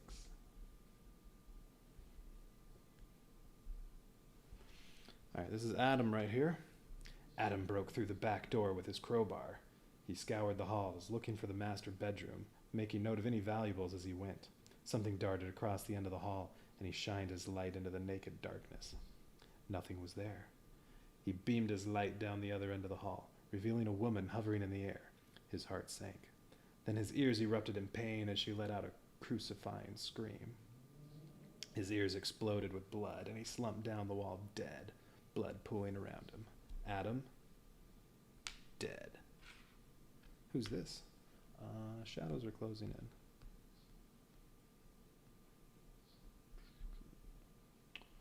It's Quincy. Quincy flipped the light on, surprised at how soon it had gotten dark. He pressed his face against the window, attempting to see through the blackness. He backed away from the window as a cold chill slid up his spine. The darkness was moving. The shadow outside crept through the window, slowly covering every space in the room. Terrified, Quincy curled up in the corner of the room. The shifting shadow passed over his body and receded just as quickly, leaving a pile of bones in its place. Quincy, you got eaten. And you're dead. Alright, now in upkeep, nobody to panic, but boyfriend moves here and I lose 2 time, because boyfriend ended up on my space. Alright, then all I have to do is walk into the boyfriend's house. Oh, no, it's southeast. It's not northeast. That one was northeast. Carolyn's down here. Oh, I screwed that up. But, well, I have walk, sprint. I can get in there, but I only have 2 dice now. Well, shoot.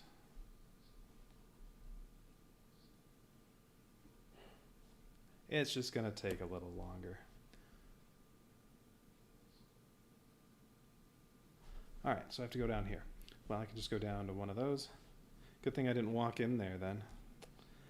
I only have 2 dice, though, so walking and sprinting could be not as good.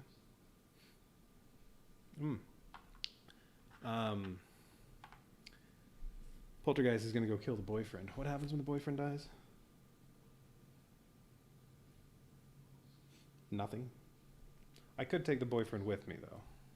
And then I have a meat shield. Which I guess I may as well do that. Oh, these should have been put back over here.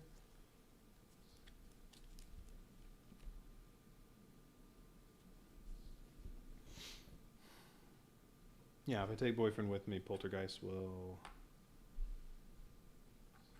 go into this house.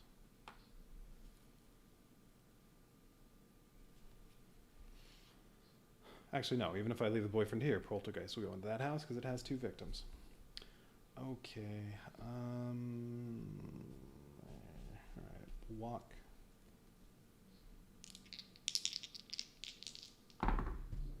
No successes. I can move one space, take one hit, and lose 2 time. You know what? That's okay.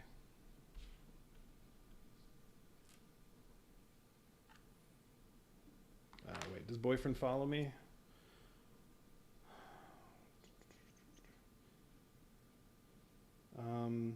It does not say boyfriend will follow me into the killer's space, so boyfriend stays there.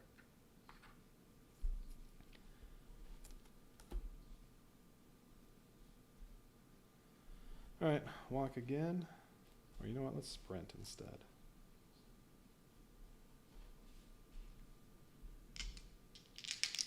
All right, 1 success is 2 spaces. But I lose 1 time.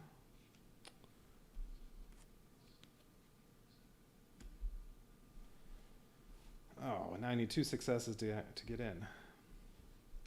I could go in that house, but I need to convince them. Shoot. And I'll have search, but I won't be able to buy sprint. So, well, unless I get 2 successes right here, it's going to take 2 turns to get Carolyn.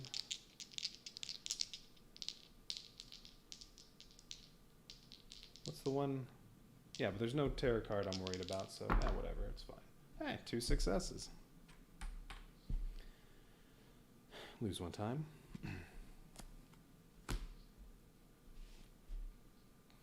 Oh, I forgot about horror roll. Did I ever have a 1 at the end? I rolled 6 dice. I don't know if I had any 1s. Well, worst case is I'd now be at X and my turn would be over, and it couldn't have ended before that from losing time, so it's, I don't think.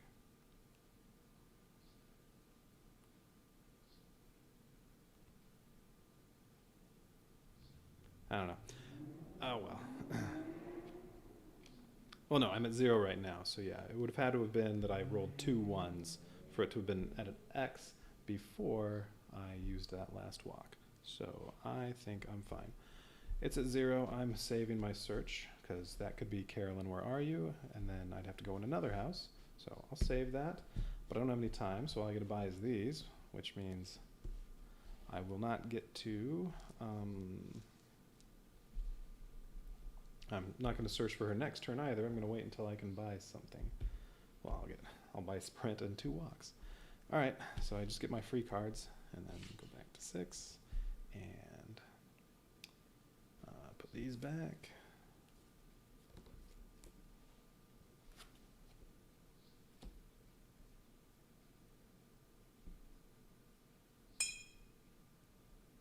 Okay. Poltergeist will go in here and kill one of these 2. And then tarot card, we're going to get 2 more tarot cards. Corporeal form. I'm going to have to take damage from it. Oh, and this goes up 1. Then tarot card. Behemoth appears.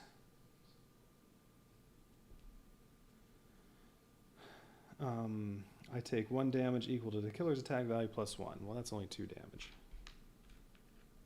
I have nothing that can block it. I could have attacked it, except it has 2 hit points, and all I have is weak attack. So, if you take damage, discard an item of your choice. I don't have any. The behemoth. Also good that I didn't have Carolyn yet. The behemoth disappears. All right. And then, all right, that person's going to be dead, but this one also panics. Let's take care of that. 2. 2 does exit the house. Boyfriend moves 2 spaces toward me, is not on my space. I don't lose any time. And general death. Or general kill. Number 5. This is Cindy. Cindy went to work in her garden, planting bulbs for the coming year. She ran her hands through the shallow hole, flattening the flower bed. She felt something shift just beneath the surface. She dug further with her hands. Then something grabbed her. Fear filled her body as she felt the decaying cold of a phantom hand. It pulled her tightly down into the soil, and she pushed on the ground to get away. Within moments, she was pulled down into the flower beds, her lungs filling with damp dirt. Cindy, you're dead.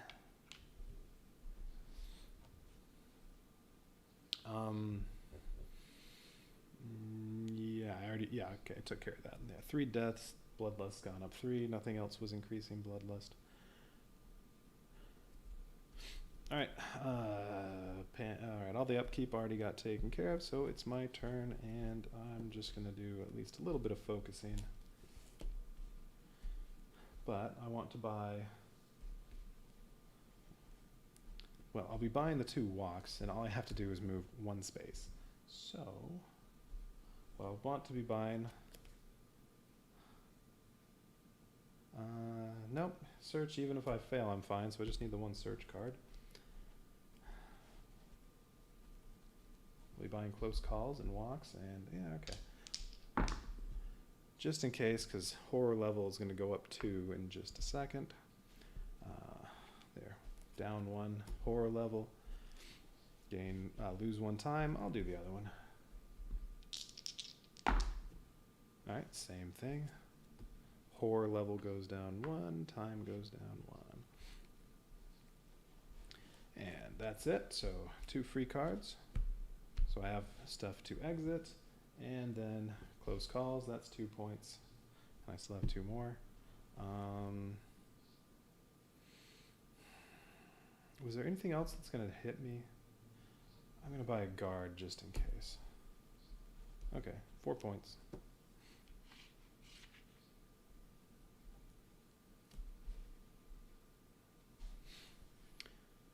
Poltergeist kills that person. Bloodlust goes up 1, this goes up 2 from that. Yep, there we go. Unstoppable evil, roll a die. I take damage equal to what I roll, or kill that many victims, but I can defend. So, well, we'll see what I roll, and then I might be using guard, and I have my close calls. So, alright, roll a die. 3. Well, alright. All I have to do is get 1 success. Actually, no. Even no successes, I'll be fine. I got 1 success, so I reduce damage by 2. I take 1 point of damage.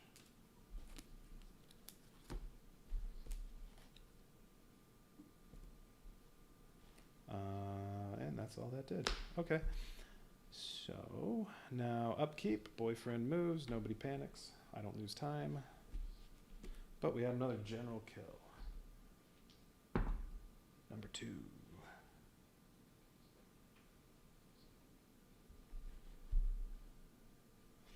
Seamus. Here's poor little Seamus. Seamus liked to relax by his fire pit on Friday nights. It was the only escape from his dull, boring life. Oh, poor Seamus. He sipped his beer and his eyes grew heavy. As he dozed off, he heard a woman's voice. First a whisper, then a scream. Die! A force came from behind him and toppled his chair over into the fire. His skin melted away as the force held him there. His body stilled and the smoke turned black as it charred his flesh. All right, that was decent. Oh, and Seamus, you're dead.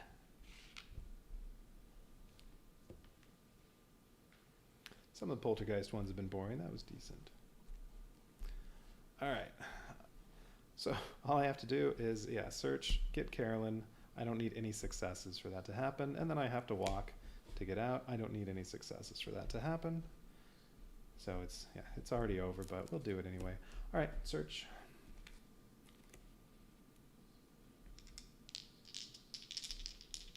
I got a success. I can take the top card. Ooh, I have Carolyn. Oh, I lost 1 time. And now I need to get Carolyn to an exit. Oh, and look, there's one right next to me.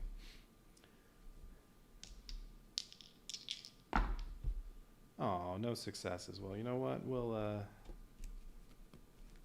discard a couple just to make it a success so I don't get hurt. Even though it doesn't matter, I'd still move 1 space, lose 1 health, and get out, even with no successes, so whatever. Hey, boyfriend gets rescued too. And Carolyn. Yeah, Poltergeist is lame. All right. And I don't think there's... don't think there's an epilogue. Right? Yeah, escape to the burbs. Carolyn's been rescued again, and that's it. Yeah, I had much more fun with the Hans campaign, where Lori had to kill Hans 5 times. All right, there are 3 more campaigns. I think I'm not gonna take a break from this one for a little while, though. My expansion for Dune Imperium was supposed to show up today. So I think if I go down to my mailbox, I'm going to find that. Something else is supposed to be here very soon, too. All right. Well, that was Poltergeist campaign. Yeah. All 4 scenarios I did today were completely easy because it just came down to finding Carolyn. Actually, no, I think the first one I had to go through maybe all 3 decks and I finally found her and got out. But yeah, I think the last 2 at least were just, yeah, find her right away, get out, done.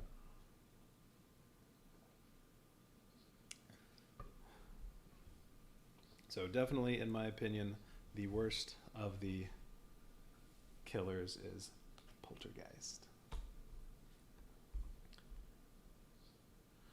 Okay. That's it for now.